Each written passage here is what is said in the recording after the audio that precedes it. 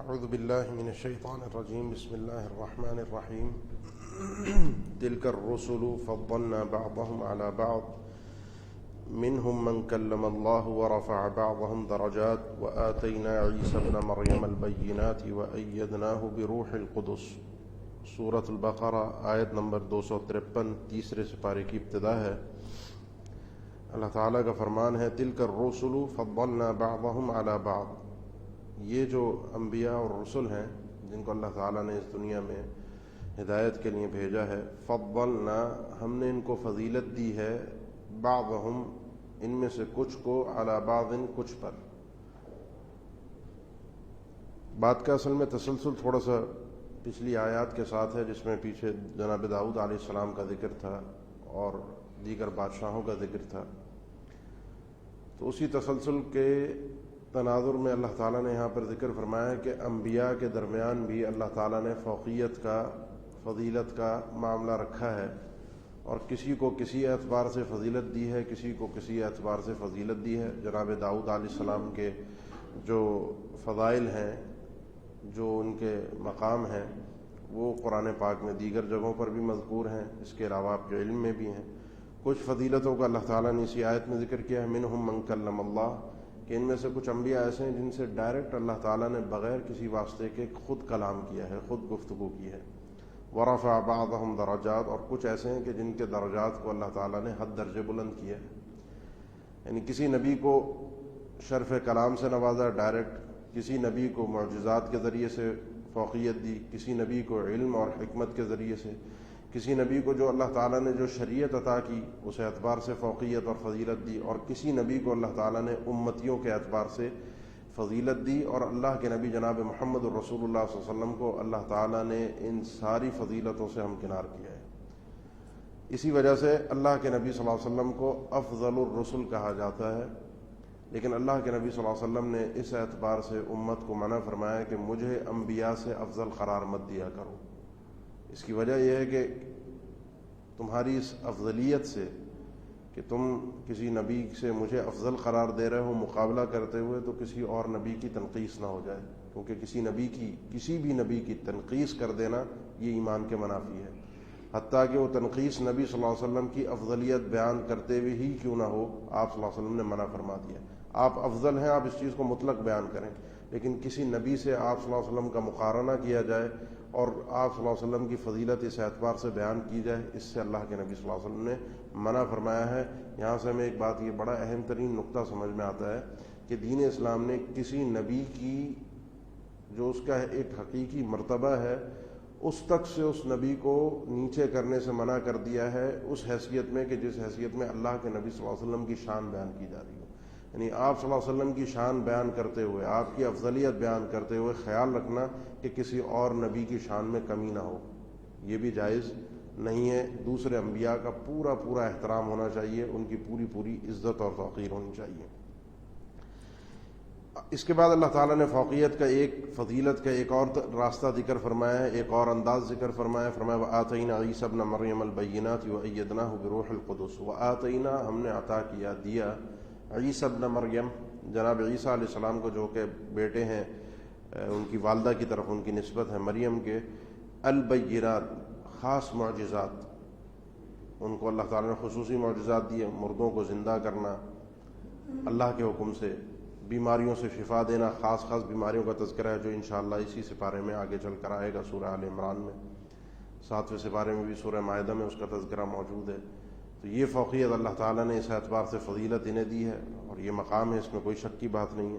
وَأَيَّدْنَاهُ بِرُوحِ الْقُدُسِ، اور ہم نے ان کی خصوصی تائید فرمائی، جناب عیسیٰ علیہ السلام کی مدد کی روح القدس کے ذریعے سے۔ اور روح القدس، یہ پیچھے بھی پہلے بھی بات گزر چکی ہے، جناب جبرائیل علیہ السلام کا لقب ہے۔ اللہ تعالیٰ نے ان کی خصوصی مدد فرمائی، ان کی پیدائش کے مرحلے کے وقت، ان کی پیدائش کے بعد، اور خاص طور پر جب انہیں دشمن مارنے کے لیے آئے تو انہیں آسمانوں پر اٹھایا گیا۔ یہ سارے تائید اور مدد کے مراحل تھے۔ اس کے بعد اللہ تعالیٰ نے ایک بات ذکر کی ہے، پیچھے قتال کا تذکرہ تھا، جنگوں کا تذکرہ تھا، قوموں کا آپس میں لڑنا تھا۔ اللہ نے فرمایا وَلَوْ شَاءَ اللَّهُ مَا اقْتَتَلَ الَّذِينَ مِن بَعْدِهِم مِّن بَعْدِ مَا جَاءَتْهُمُ الْبَيِّنَاتُ۔ وَلَوْ شَاءَ اللَّهُ، اگر اللہ تعالیٰ چاہتا تو مَا اقْتَتَلَ الَّذِينَ مِن بَعْدِهِم، نہ قتال کرتے، نہ لڑتے آپس میں وہ لوگ. کون لوگ؟ جن کا تذکرہ آگے آ رہا ہے. من بعدہم، کب نہ لڑتے؟ من بعدہم، من بعد ما جاءتہم البینات، من بعدہم ان انبیاء کے آ جانے کے بعد، من بعد ما جاءتہم البینات، اور ان کے پاس یہ آیات اور معجزات آ جانے کے بعد یہ آپس میں لڑتے نہ، اگر اللہ چاہتا.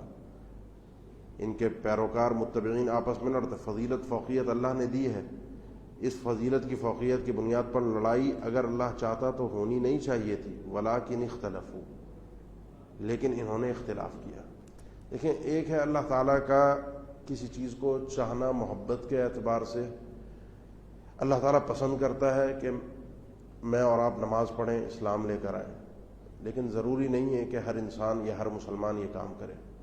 اللہ تعالیٰ نے ہمیں اسلام عطا کیا، اللہ تعالیٰ چاہتا ہے سب اسلام لائیں. یہ اس کی چاہت ہے محبت والی. اور ایک اس کی چاہت ہے جس کو اس کے ارادے اور حکمت کا نام دیا جاتا ہے، کہ جو وہ چاہتا ہے وہی ہوتا ہے. کوئی نماز نہیں پڑھ رہا، یہ بھی اللہ کے حکم سے نہیں پڑھ رہا. یہ اختلاف میں پڑے ہیں، لڑائی کی ہے، جھگڑے ہیں، یہ بھی اللہ کے حکم سے، اللہ کے حکم سے ہٹ کر نہیں ہے.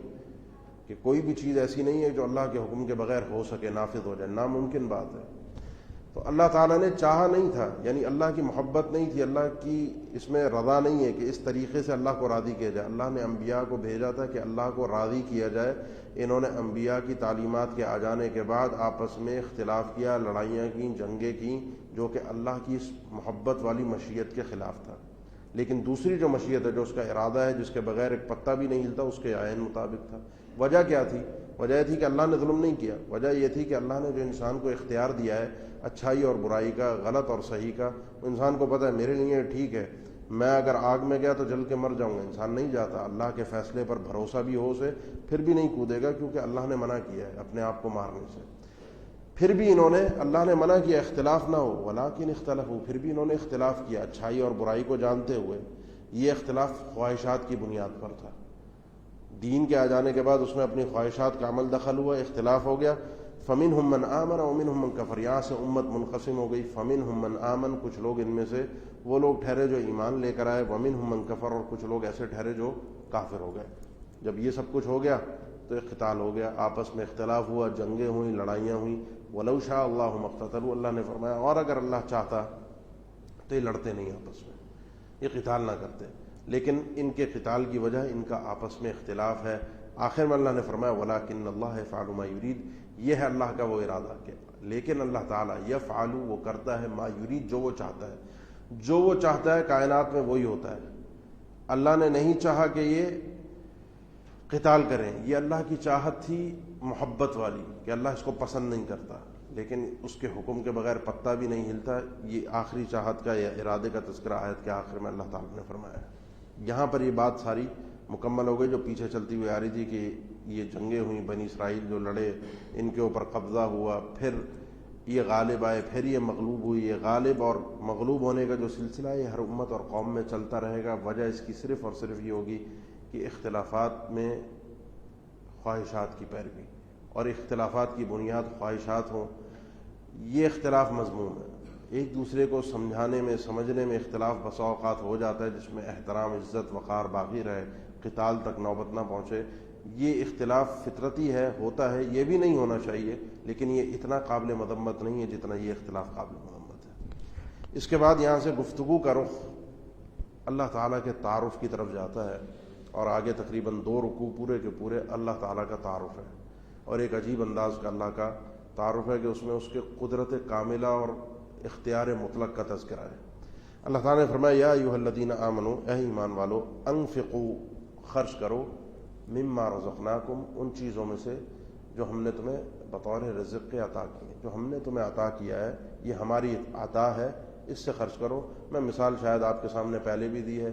ایک کاروبار ہوتا ہے، 2 لوگ ایک ساتھ وہ کاروبار شروع کرتے ہیں. کتنے آپ ریسٹورنٹ دیکھ لیں، کوئی اور دکان دیکھ لیں، کوئی مٹھائی کی دکان دیکھ لیں، ایک ساتھ کھلتی ہیں. یہ بھی یہی چیز بیچ رہا ہے، یہ بھی یہی چیز بیچ رہا ہے. ایک کے پاس لائن لگا کر لوگ چیز خریدتے ہیں، دوسرا مکھیاں مار رہا ہوتا ہے. اس میں اس کا کوئی کمال نہیں اور اس میں اس کا کوئی نقص نہیں. یہ دینے والا رزق اللہ ہے، جو آپ کے گھر تک پہنچتا ہے، آپ کے پاس پہنچتا ہے، اس سے اللہ کی راہ میں خرچ کرو. یہ خرچ کرنا تمہیں کل کام آئے گا. من قبل ان یأتی، اس سے پہلے کہ ایسا دن آئے. آج یہ تجارت کرو، یہ اللہ کے ساتھ تجارت ہے کہ آج یہاں پر دے کر کل اپنے آپ کو چھڑوا لو۔ آج اگر یہ تجارت نہیں کر سکے تو کل ایک ایسا دن آئے گا، من قبل ان یأتی یوم، اس سے پہلے کہ ایک ایسا دن آئے، یأتی یوم کہ ایک ایسا دن آئے، لا بیع فیہ، جس میں کوئی تجارت، کوئی کاروبار نہیں ہوگا، کہ پیسے دے کر انسان اپنے آپ کو بخشوا لے، چھٹوا لے، ناممکن ہے۔ اس دن تبادلے ہوں گے نیکیوں کے۔ ولا خلۃ، اور نہ ہی کوئی دوستی، یاری، تعلقات کام آئیں گے۔ ولا شفاعت، اور نہ ہی کوئی سفارش کام آئے گی بارگاہ الہی میں اپنے آپ کو بخشوانے کے لیے، چھٹوانے کے لیے صرف اور صرف عمل ہے۔ انفقوا مما رزقناکم، عمل کر کے آؤ گے تو بارگاہ الہی میں کل قیامت کے دن بچ سکتے ہو۔ عمل نہیں ہے، دوستی، یاری، رشتہ دار، شفاعت، کہ میں پیر عبد القادر جیلانی کا دھوبی تھا، میں فلانے پیر کا مرید تھا، اور فلانا یہ تھا، اور فلانا قبر میں آ کے مجھے بخشوا سکتا ہے۔ یہ سارے واقعات بیان کر کے مقصد کیا ہوتا ہے؟ جو جیسی زندگی گزارنی ہے، جھوٹی، سچی، جو گناہ کرنے کرو، بس کسی پیر کی مریدی اختیار کر لو، وہ تمہیں قبر میں بھی آ کے بخشوائے گا، وہ کل قیامت کے دن بھی تمہیں چھڑوائے گا، کیونکہ ان کا اللہ کے یہاں زور بڑا چلتا ہے۔ اللہ نے فرمایا اس دن نہ کوئی دوستی کام آئے گی، نہ کوئی سفارش کام آئے گی، کچھ کام نہیں آئے گا، تمہارا عمل کام آئے گا اگر عمل ہے تو۔ والکافرون هم الظالمون، اور جتنے کافر ہیں وہ ہیں ہی ظالم۔ ان کا ظلم یہ ہے کہ انہوں نے جس اللہ کی عبادت کرنی چاہیے تھی اس اللہ کی عبادت نہیں کی۔ وہ اللہ کون ہے؟ اللہ لا الہ الا هو الحی القیوم، وہ اللہ وہ ہے جس کے علاوہ کوئی بھی معبود برحق نہیں مگر وہ ہے، اور وہ وہی ہے جو حی ہے، ہمیشہ سے ہے، ہمیشہ رہے گا۔ القیوم، جو کہ ساری کائنات کو سنبھالنے والا اور نظام چلانے والا ہے۔ کیسے چلاتا ہے وہ آگے آ رہی ہے بات۔ تو اس کی بارگاہ میں کوئی تمہیں اس سے بخشوا نہیں سکتا، اس کے سامنے کسی کا زور نہیں چلتا، اس کے سامنے کوئی سفارش نہیں ہو سکتی۔ اب تک بات اسی طرح ہے، آگے وضاحت آ رہی ہے۔ یہ ہے آیت الکرسی۔ اس آیت کی ایک مشہور اور معروف فضیلت ہے جس کو اعظم الآیات قرآن مجید کی قرار دیا گیا ہے۔ اس کی اگر تفسیر کی جائے تو یقین جانے کہ ایک بہت ایک مزیدار اس آیت کے اندر بڑی دلچسپ اللہ کے تعارف کے حوالے سے باتیں، لیکن بہت تفصیل طلب ہیں، تو اس کو ہم مختصری اس کا تذکرہ کریں گے۔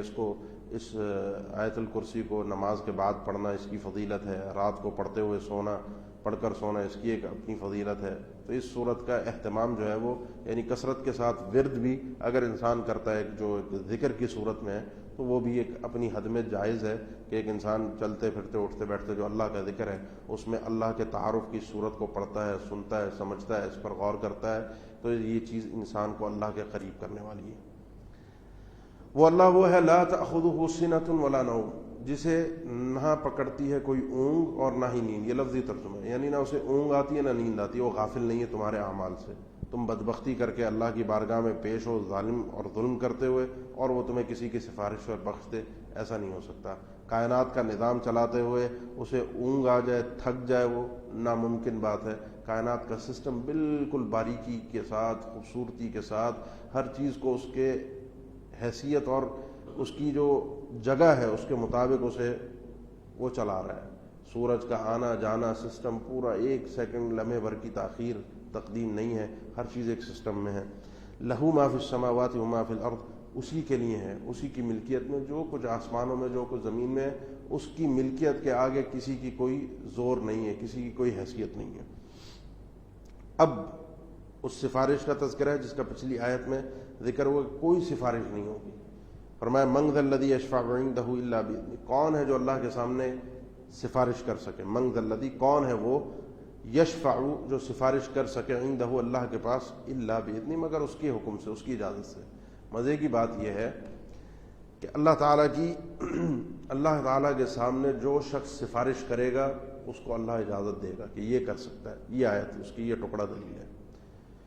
جس کی کرے گا، مثال کے طور پہ کسی مومن کو اجازت ملی کہ یہ سفارش کر سکتا ہے، اسے تو مل گئی، اب کیا یہ سب کی کر سکتا ہے؟ نہیں۔ ولا یشفعون الا لمن ارتضی، اس شخص کی صرف کرے گا جس کے لیے اللہ چاہے گا۔ یہ کر سکتا ہے، اس کے لیے کر سکتا ہے، اور کرے گا بھی کیسے؟ وہم من خشیتہ مشفقون، سفارش کرنے والا بھی ڈرتے ڈرتے سفارش کرے گا، مطلق ہو کر، کوئی اللہ کے سامنے زور زبردستی نہیں ہوگی، ادب اور احترام کے ساتھ، ڈر کے ساتھ، اس کے لیے اجازت ہے، اس کی سفارش ہوگی، اور جتنی اجازت دے گا اتنی سفارش ہوگی، مطلق سفارش کی اجازت بھی نہیں ہے۔ پھر فائدہ کیا ہے؟ بخشنا جب اللہ نہیں ہے، معاف تو اللہ نہیں کرنا ہے، کوئی اور تو معاف کر نہیں سکتا، سفارش بھی اپنی مرضی سے کر نہیں سکتا، جو کرے گا وہ بھی اللہ کے حکم سے، جس کے لیے کرے گا وہ بھی اللہ کے حکم سے، جتنی اللہ کی طرف سے اجازت ہوگی اتنی کرے گا۔ تو جب بخشنا ہی اللہ نے اس انداز میں، تو ڈائریکٹ خود ہی بخش دے۔ یہ تسلسل کیوں رکھا ہے؟ اس کی بہت ساری حکمتیں، کیونکہ رب کا فیصلہ فضول نہیں ہے، لیکن ایک سادی سی بات سمجھ میں آتی ہے کہ عام طور پہ سفارش کرنے والے لوگ جو بارگاہ الہی میں ہوں گے وہ انبیاء ہوں گے، نیک لوگ ہوں گے، مومن ہوں گے، اور عام طور پر یہ وہ لوگ ہوتے ہیں کہ جو جس وقت میں دنیا کے اندر رہے ہوتے ہیں، ان کا جو مقام اور عزت ہے دنیا ان کو دیتی نہیں ہے۔ ان کے جانے کے بعد کسی کو مل گیا، ملا، نہیں ملا۔ عام طور پر آپ دیکھ لیں جو اللہ کے قریبی بندے ہیں، جو حقیقی ولی اللہ ہیں، ان کی معاشرے میں کیا عزت ہے؟ کوئی عزت نہیں، کوئی احترام نہیں۔ ان کی اس جو تنقیص ہے، کوئی ملا کہہ کر پکارتا ہے، کوئی داڑھی کو تانا زنی کرتا ہے، پائچے اوپر ہوں، لوگ اس پر آوازیں کستے ہیں، کپڑوں کے اوپر، انداز کے اوپر، باتوں کے اوپر، یعنی تحقیر ہے۔ اس شخص نے اپنی عزت کو قربان کیا اللہ کے لیے، کل بارگاہ الہی میں اللہ اس کو کھڑا کر کے اس کو کہے گا کہ تو اب سفارش کر، تیرے کہنے پر میں لوگوں کو بخش رہا ہوں، معاف کر رہا ہوں۔ تیری حیثیت اب یہ ہے کہ بارگاہ الہی میں تیرے کہنے پر اللہ تعالیٰ لوگوں کو معاف کرے گا۔ یہ مقام اور عزت تو آخرت میں اللہ تعالیٰ، یعنی پورا بدلہ ہے کہ اس نے جو اپنی عزت کو دنیا میں میرے لیے قربان کیا ہے، وہ آج پوری عزت اس شخص کو واپس دی جا رہی ہے۔ لہذا اللہ کے دین پر چلتے ہوئے اپنی عزت کے سودے میں گھبرائیے مت۔ اللہ جو سادے الفاظ میں کہتے ہیں، سود سمیت اس سب چیز کو، ساری عزت کو کل قیامت کے دن واپس کرے گا۔ یعلم ما بین ایدیہم وما خلفہم، اللہ جانتا ہے جو کچھ ان کے آگے ہے اور جو کچھ ان کے پیچھے، ہر چیز سے اچھی طرح سے واقف ہے۔ لہذا اللہ سے ڈرو اور اللہ پر بھروسہ رکھو، اسی کے سامنے اسی کے لیے عمل کرو۔ ولا یحیطون بشیء من علمہ الا بما شاء، یہ لوگ کسی بھی چیز کا احاطہ نہیں کر سکتے، ساری کائنات، آسمان اور زمین میں جو کچھ ہے، کسی بھی چیز کا، اس کے علم کا احاطہ نہیں کر سکتے، الا بما شاء، مگر اتنا جتنا وہ چاہے۔ اس کے علم میں کیا ہے یہ کوئی نہیں جانتا، کسی کو ردی برابر بھی پتہ نہیں ہے، لیکن صرف اتنا جتنا اللہ چاہے گا کہ یہ بات ان کو بتا دی جائے، وہ بات ان کو بتا دی جائے گی۔ وسع کرسیہ السماوات والارض، اس کی شان یہ ہے کہ تم آسمان و زمین دیکھتے ہو، اس کی ملکیت ہے، تم اس کو دیکھ کر پریشان ہو جاتے ہو، اس کی جو صرف کرسی ہے وہ آسمان و زمین سے بڑی ہے، اس کی کرسی وسیع ہے آسمان و زمین پر۔ یہ آپ ذرا ایک نکل کر باہر نکلیں تو ایک نظر ڈال کر اس کائنات پر دیکھیے گا، اس اللہ کی کرسی صرف اس آسمان و زمین سے بڑی ہے۔ کرسی سے مراد کیا ہے؟ مختلف علماء نے ذکر کیے ہیں، اقوال ہیں، باتیں۔ بہرحال کرسی ہے، کیسی ہے، کیا ہے؟ عرش جدا ہے، عرش ایک الگ چیز ہے، کرسی ایک الگ چیز ہے، اللہ کا عرش الگ ہے، کرسی الگ ہے۔ کرسی کی کیفیت کیا ہے، کس مقصد کے لیے، کیوں ہے، اللہ نے ہمیں نہیں بتایا۔ بات صرف یہاں پر اتنی ہے کہ آسمان اور زمین سے بڑھ کر اس کی کرسی ہے، یہ تو اس کی شان اور عظمت ہے، اور اس کی شان اور عظمت پر ہی انسان دھیان دے، اتنا ہی اس کے لیے کافی ہے۔ ولا یعودہ حفظہما، آسمان اور زمین کی حفاظت لا یعودہ سے تھکاتی نہیں ہے۔ جس طرح سسٹم چل رہا، اللہ تھکتا نہیں ہے، اور اس کا ذکر شروع میں کر دیا کہ اسے کوئی نیند اور اونگ نام کی چیز اس کے پاس نہیں ہے، یہ کیونکہ نقص اور عیب ہے سب کچھ۔ وہو العلی العظیم، وہ اللہ وہ ہے جو علی ہے، بلند و بالا ہے، عظیم بہت ہی عظمت والا ہے۔ لہذا اس اللہ پر بھروسہ رکھو، اسی ایک اللہ کی عبادت کرو اگر اپنے آپ کو کل قیامت کے دن بخشوانا چاہتے ہو۔ لا اکراہ فی الدین، جس ذریعے سے تمہاری بخشش ہوگی اس میں کوئی زور زبردستی نہیں۔ لا اکراہ، کوئی زور زبردستی نہیں ہے دین میں۔ کس اعتبار سے؟ اسلام میں داخل کرنے کے اعتبار سے۔ کسی کو زور زبردستی اسلام میں داخل کراؤ، گردن پہ تلوار رکھ کر، کن پٹی پہ پستول رکھ کر، یہ اسلام تمہیں طریقہ سکھاتا ہی نہیں ہے۔ پھر جہاد کیوں ہے؟ جہاد صرف اس لیے ہے کہ اسلام کے خلاف کوئی بھی رکاوٹ آئے، اس رکاوٹ کو توڑ، کیونکہ اب یہ ہو گیا، پیچھے آیا ہے کہ اب یہ جنگیں ہوں گی، اختلافات ہوں گے دین کی بنیاد پر، یہ حقائق ہے۔ اگر ہم چپ کر کے بیٹھ جائیں گے، لوگ ہمیں دبا کے کھا جائیں گے۔ اپنے دفاع کے لیے اور اپنے دین کو پھیلانے کے لیے جہاد کرو، کوئی مان لیتا ہے مان لے، نہیں مانتا جزیہ دے کر رہے آپ کے پاس۔ زور زبردستی کسی کو اسلام میں داخل نہ کرو۔ کیوں؟ کیونکہ زبردستی ہوتی ہے ان چیزوں میں جس کو انسان خود ناپسند کرتا ہے، چھپی ہوئی چیز، پتہ نہیں ہے۔ قد تبین الرشد من الغی، یقیناً تحقیق واضح ہو گئی ہے، تبینہ واضح ہو گئی، الرشد من الغی، ہدایت گمراہی سے، رشد ہدایت ہے، غی گمراہی ہے۔ کیا اچھا ہے کیا برا ہے، اسلام میں کیا اچھائیاں ہیں، کفر میں کیا برائیاں ہیں، شرک میں کیا قباحتیں ہیں، یہ انسان کی عقل اسے بتاتی ہے۔ پھر زور زبردستی کس لیے کی جائے؟ یہ تو انسان اپنی محبت سے قبول کرے گا تو پھر قابل قبول ہے۔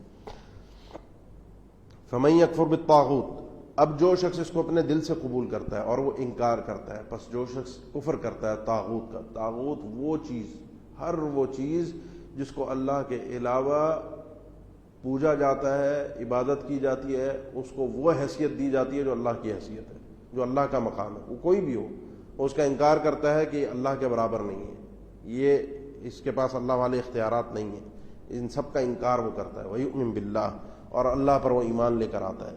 جو شخص ایسا کر لیتا ہے فَقَدْ اسْتَمْسَكَ بِالْعُرْوَةِ الْوُثْقَىٰ، یہ وہ شخص ہے جس نے استمساک کر لیا، پکڑ لیا ہے مضبوطی سے عروۃ الوثقیٰ، مضبوط کڑے کو۔ یہ وہ کڑا ہے تھامنے والا جو تمہیں بخشوائے گا۔ یہ صفاتوں کے اوپر بھروسہ کرتے ہوئے، یہ لوگوں کے اوپر اعتماد کرتے ہوئے بخشوانے کی بات اپنے دماغ سے نکال دو۔ اپنے آپ کو اگر معاف کروانا ہے، بخشوانا ہے، یہ طریقہ ہے صرف بارگاہ الہی میں بخشنے کا۔ اس کڑے کو مضبوطی سے جس نے تھام لیا، لن انفصام لہا، نہیں ہے اس کا کوئی ٹوٹنا، یہ کڑا کبھی نہیں ٹوٹے گا اگر تم نے مضبوطی سے تھام کر رکھا، یہ کڑا تمہیں دھوکہ نہیں دے گا۔ واللہ سمیع علیم، اللہ تعالیٰ خوب سننے والا اور خوب علم رکھنے والا ہے۔ جو شخص کلمہ پڑھتا ہے اللہ اس کے کلمے کو سننے والا ہے، جو شخص دل کے یقین اور محبت کے ساتھ پڑھتا ہے علیم، وہ اسے خوب جاننے والا ہے۔ اللہ ولی الذین، اور اگر تم نے کلمہ پڑھ لیا تو اللہ سے دوستی ہو جائے گی، اور اللہ سے دوستی ہو گئی تو تمہیں سمجھو آخرت کیا، دنیا اور آخرت جہان سب کچھ تمہیں نصیب ہو گیا، سب جگہ کامیابیاں اور اللہ کی طرف سے نعمتیں تمہیں حاصل ہوں گی۔ اللہ ولی الذین آمنوا، اللہ ولی ہے، دوست ہے، کارساز ہے، ساتھی ہے ان لوگوں کا جو لوگ ایمان لے آئے۔ جس نے اللہ کی مان لی اب اللہ اس کا ساتھ دے گا، اور اس کا ساتھ دینے کا پہلا مرحلہ یہ ہے کہ یخرجہم من الظلمات الی النور، وہ انہیں نکالتا ہے ظلمات سے روشنی کی طرف، اندھیروں سے روشنی کی طرف لے کر آتا ہے، ہر اندھیرے سے روشنی کی طرف، کفر سے ہدایت کی طرف، گناہوں سے نیکی کی طرف، دنیا کے کسی معاملے میں برائی سے اچھائی کی طرف، ہر معاملے میں وہ اللہ تمہارے ساتھ ہے۔ والذین کفروا اولیاءہم الطاغوت، اور وہ لوگ جو کافر ہیں، جنہوں نے اللہ کو تسلیم نہیں کیا، ان کا ولی کون بنتا ہے، ان کا دوست کون بنتا ہے؟ ان کے اولیاء طاغوت ہیں، جس کو وہ پوج رہے ہیں، جس کو وہ اللہ کے برابر مقام دیتے ہیں، اور وہ کیا کرتے ہیں ان کے ساتھ؟ یخرجونہم من النور الی الظلمات، وہ انہیں نور سے، روشنی سے اندھیروں کی طرف لے جاتے ہیں، نیکی سے گناہوں کی طرف، ایمان سے کفر کی طرف۔ ان کا معاملہ الٹا ہے۔ اب دیکھ لو تمہیں کس کی دوستی چاہیے۔ اللہ سے ڈائریکٹ دوستی کرنی ہے ہر انسان کر سکتا ہے، حتیٰ کہ ایک کافر، یعنی ایک ہندو قوم کا، دلت قوم کا، ان کی گھٹیا سے گھٹیا جس کو وہ بالکل حقیر ترین سمجھتے ہیں، وہ کلمہ اگر دل کی سچائی کے ساتھ زبان سے کلمہ پڑھ کر آ جاتا ہے، وہ اتنا افضل بن جاتا ہے کہ وہ اللہ کا ولی، اللہ کا دوست بن جاتا ہے، اللہ کا ساتھی بن جاتا ہے۔ تو اللہ کے معیار صرف ایمان اور تقوی ہے۔ یہ سب چیزیں جو دنیا کے جھمیلے ہیں، یہ اللہ کے ہاں کوئی عزت کا معیار نہیں ہے، اور گمراہی کے راستے ہیں سارے کے سارے۔ سورہ آیت الکرسی میں آپ کے سامنے ابھی ذکر ہوا کہ اللہ تعالیٰ حی اور قیوم ہے، اس کی کچھ اللہ تعالیٰ نے مزید وضاحت آپ کے سامنے اگلی آیات میں کی ہیں کہ اللہ تعالیٰ حی اور قیوم کس طریقے سے، اس کی عملی تصویر آپ کے سامنے مثالوں کے ذریعے سے پیش کی۔ فرمایا کہ الم تر الی الذی حاج ابراہیم، کیا آپ نے نہیں دیکھا اس شخص کی طرف جو ابراہیم علیہ السلام سے محاجہ کر رہا تھا، جھگڑ رہا تھا، لڑ رہا تھا۔ کیوں لڑ رہا تھا؟ ان آتاہ اللہ الملک، اللہ تعالیٰ نے اسے بادشاہت بھی عطا کی تھی۔ یہ ایک بڑی ایک تلخ حقیقت ہے اس معاشرے کی کہ انسان کو جب اللہ کی طرف سے بڑی نعمت ملتی ہے، اگر اسے سمجھ میں نہ آئے تو وہ اتنا ہی بڑا سرکش اور گمراہ بنتا ہے۔ جس کو جتنی بڑی نعمت ملتی ہے وہ اتنا ہی بڑا گمراہ بنتا ہے۔ اور یہ آپ نظریں اٹھا کر دیکھ لیں، جس طرح کی نعمت جس انسان کو ملی ہے، اگر اسے سمجھ میں نہیں آئی کہ اس نعمت کا دینے والا کون ہے، اس نعمت کا تقاضا کیا ہے، وہ اتنا ہی بڑا سرکش اس نعمت کے باب میں، اس نعمت کے چیپٹر کے اندر جا کے بنتا ہے۔ آپ دیکھ لیں نظریں اٹھا کر، آپ کو ہر معاملے میں یہ حقیقت نظر آئے گی۔ اللہ نے بادشاہت دی، ابراہیم علیہ السلام سے جھگڑنا شروع ہو گیا، اور جھگڑا کس بات پر تھا؟ مناظرہ کس بات پر تھا؟ اس بات پر تھا کہ رب کون ہے۔ اذ قال ابراہیم ربی الذی یحیی ویمیت، ابراہیم علیہ السلام نے اپنے رب کا تعارف کروایا۔ یہ نمرود تھا، ابراہیم علیہ السلام نے اسے کہا میرا رب، میرا پروردگار وہ ہے یحیی ویمیت، جو زندہ کرتا ہے مارتا ہے۔ اس کے کائنات چلانے کا سسٹم یہ ہے کہ اس نے یہ سسٹم میں اپنی چیز رکھی ہے، جسے چاہے زندہ کر دے، جسے چاہے مار دے۔ جتنے لوگ مرتے ہیں وہ اللہ کے فیصلے سے مرتے ہیں۔ اس نے سمجھا شاید یہ زندہ کرنا مارنا جو ہے، وہ اس میں جاہل آدمی تھا، بالکل پرلے درجے کا جاہل۔ قال انا احیی و امیت، کہنے لگا میں بھی زندہ کرتا ہوں اور مارتا ہوں۔ اس کی شکل کیا ہے؟ مفسرین نے ذکر کیا ہے، بلایا دو لوگوں کو، ان کے بارے میں فیصلہ تھا اس کو یعنی اس کو چھوڑ دیا جائے قید سے، اور اس کو جس جرم میں پکڑا گیا تھا اس کو پھانسی کی سزا یا قتل کی سزا دی گئی تھی۔ کہنے لگا دیکھو اس کی زندگی ختم ہونے والی ہے، اس کے لیے موت ہے اور اس کے لیے زندگی ہے، میں اس کے بارے میں اب فیصلہ دیتا ہوں، اسے مار دو اور اسے زندہ چھوڑ دو۔ میں نے بھی زندہ کر دیا اور مار دیا۔ اب ایسی بیوقوفانہ جہالت کا کوئی جواب نہیں ہے۔ امام شافعی فرماتے ہیں میں نے آج تک کسی بھی جاہل سے مناظرہ کیا ہو اور میں جیت گیا ہوں، ناممکن ہے جاہل سے جیتنے کے، کیونکہ وہ کوئی اصول اور ضابطے کے تحت بات ہی نہیں کرتا۔ اب وہ کیسے اس کو سمجھاتے ہیں؟ اب اس کی اس دلیل کا کیونکہ جہالت کا جواب نہیں ہے، جہالت سے اعراض ہوتا ہے، اس بات سے اعراض کر کے ایک اور دلیل اسی تناظر کے اندر اس سے بڑی اور قوی دلیل لے کر آئے۔ کہنے لگے ابراہیم علیہ السلام نے فرمایا، قال ابراہیم علیہ السلام نے فرمایا فإن اللہ، بے شک اللہ تعالیٰ، یأتی بالشمس، سورج کو لاتا ہے، من المشرق، مشرق سے۔ روزانہ سورج کہاں سے نکلتا ہے؟ مشرق سے۔ تیرے پیدا ہونے سے پہلے سے بھی نکل رہا تھا سورج۔ اگر تو رب ہے، خدا ہے، فأتی بہا من المغرب، اس سورج کو ایک دن مغرب سے نکال کر دکھا دے، یہاں کے بجائے یہاں سے نکل جائے، ہم تجھے خدا مان لیں گے۔ فبہت الذی کفر، اس جواب کو سن کر مبہوت الحواس ہو گیا، ہکا بکا رہ گیا وہ شخص جس نے کفر کیا۔ یعنی جیسے سکتے میں نہیں آ جاتا انسان، وہ یہ اعتراض سن کر سکتے میں آ گیا، کوئی جواب، کوئی بات کر ہی نہیں سکتا تھا آگے سے۔ یہ ہے اللہ تمہارا جو زندہ بھی کرتا ہے، مارتا بھی ہے، جو سورج کو مشرق سے تمہارے لیے لے کر آتا ہے، جس کا تعارف تم نے پڑھا، اللہ لا الہ الا هو الحی القیوم واللہ لا یہدی القوم الظالمین۔ اللہ تعالیٰ ظالم قوم کو ہدایت نہیں دیتا، یہ ظالم تھے، یہ ہدایت چاہتے ہی نہیں ہیں۔ مزید اللہ کا تعارف ایک اور مثال سے لیجئے، او کالذی مر علی قریہ، او یا کالذی، اس شخص کی طرف، یہ اس کا اشارہ ہے پچھلی والی آیت کی طرف، کیا آپ نے اس شخص کی طرف نہیں دیکھا، مر علی قریہ، جو شخص ایک بستی کے پاس سے گزرا، وہی خاویۃ علی عروشہا، اور وہ بستی اپنی چھت کے بل گری ہوئی تھی، خاویہ گری ہوئی تھی، علی عروشہا، عروش عرش کی جمع ہے چھت، یعنی اپنے چھت سمیت زمین بوس ہوئی تھی وہ بستی، بالکل نیست و نابود، تباہ و برباد۔ کون ہے وہ شخص؟ اس کے بارے میں صحابہ اکرام کے کچھ اقوال ہیں تابعین کے کہ یہ عزیر علیہ السلام تھے۔ المہم وہ تھے یا کوئی بھی تھا، بہرحال ہمیں جو سمجھنا ہے وہ اللہ کی عظمت کو سمجھنا ہے۔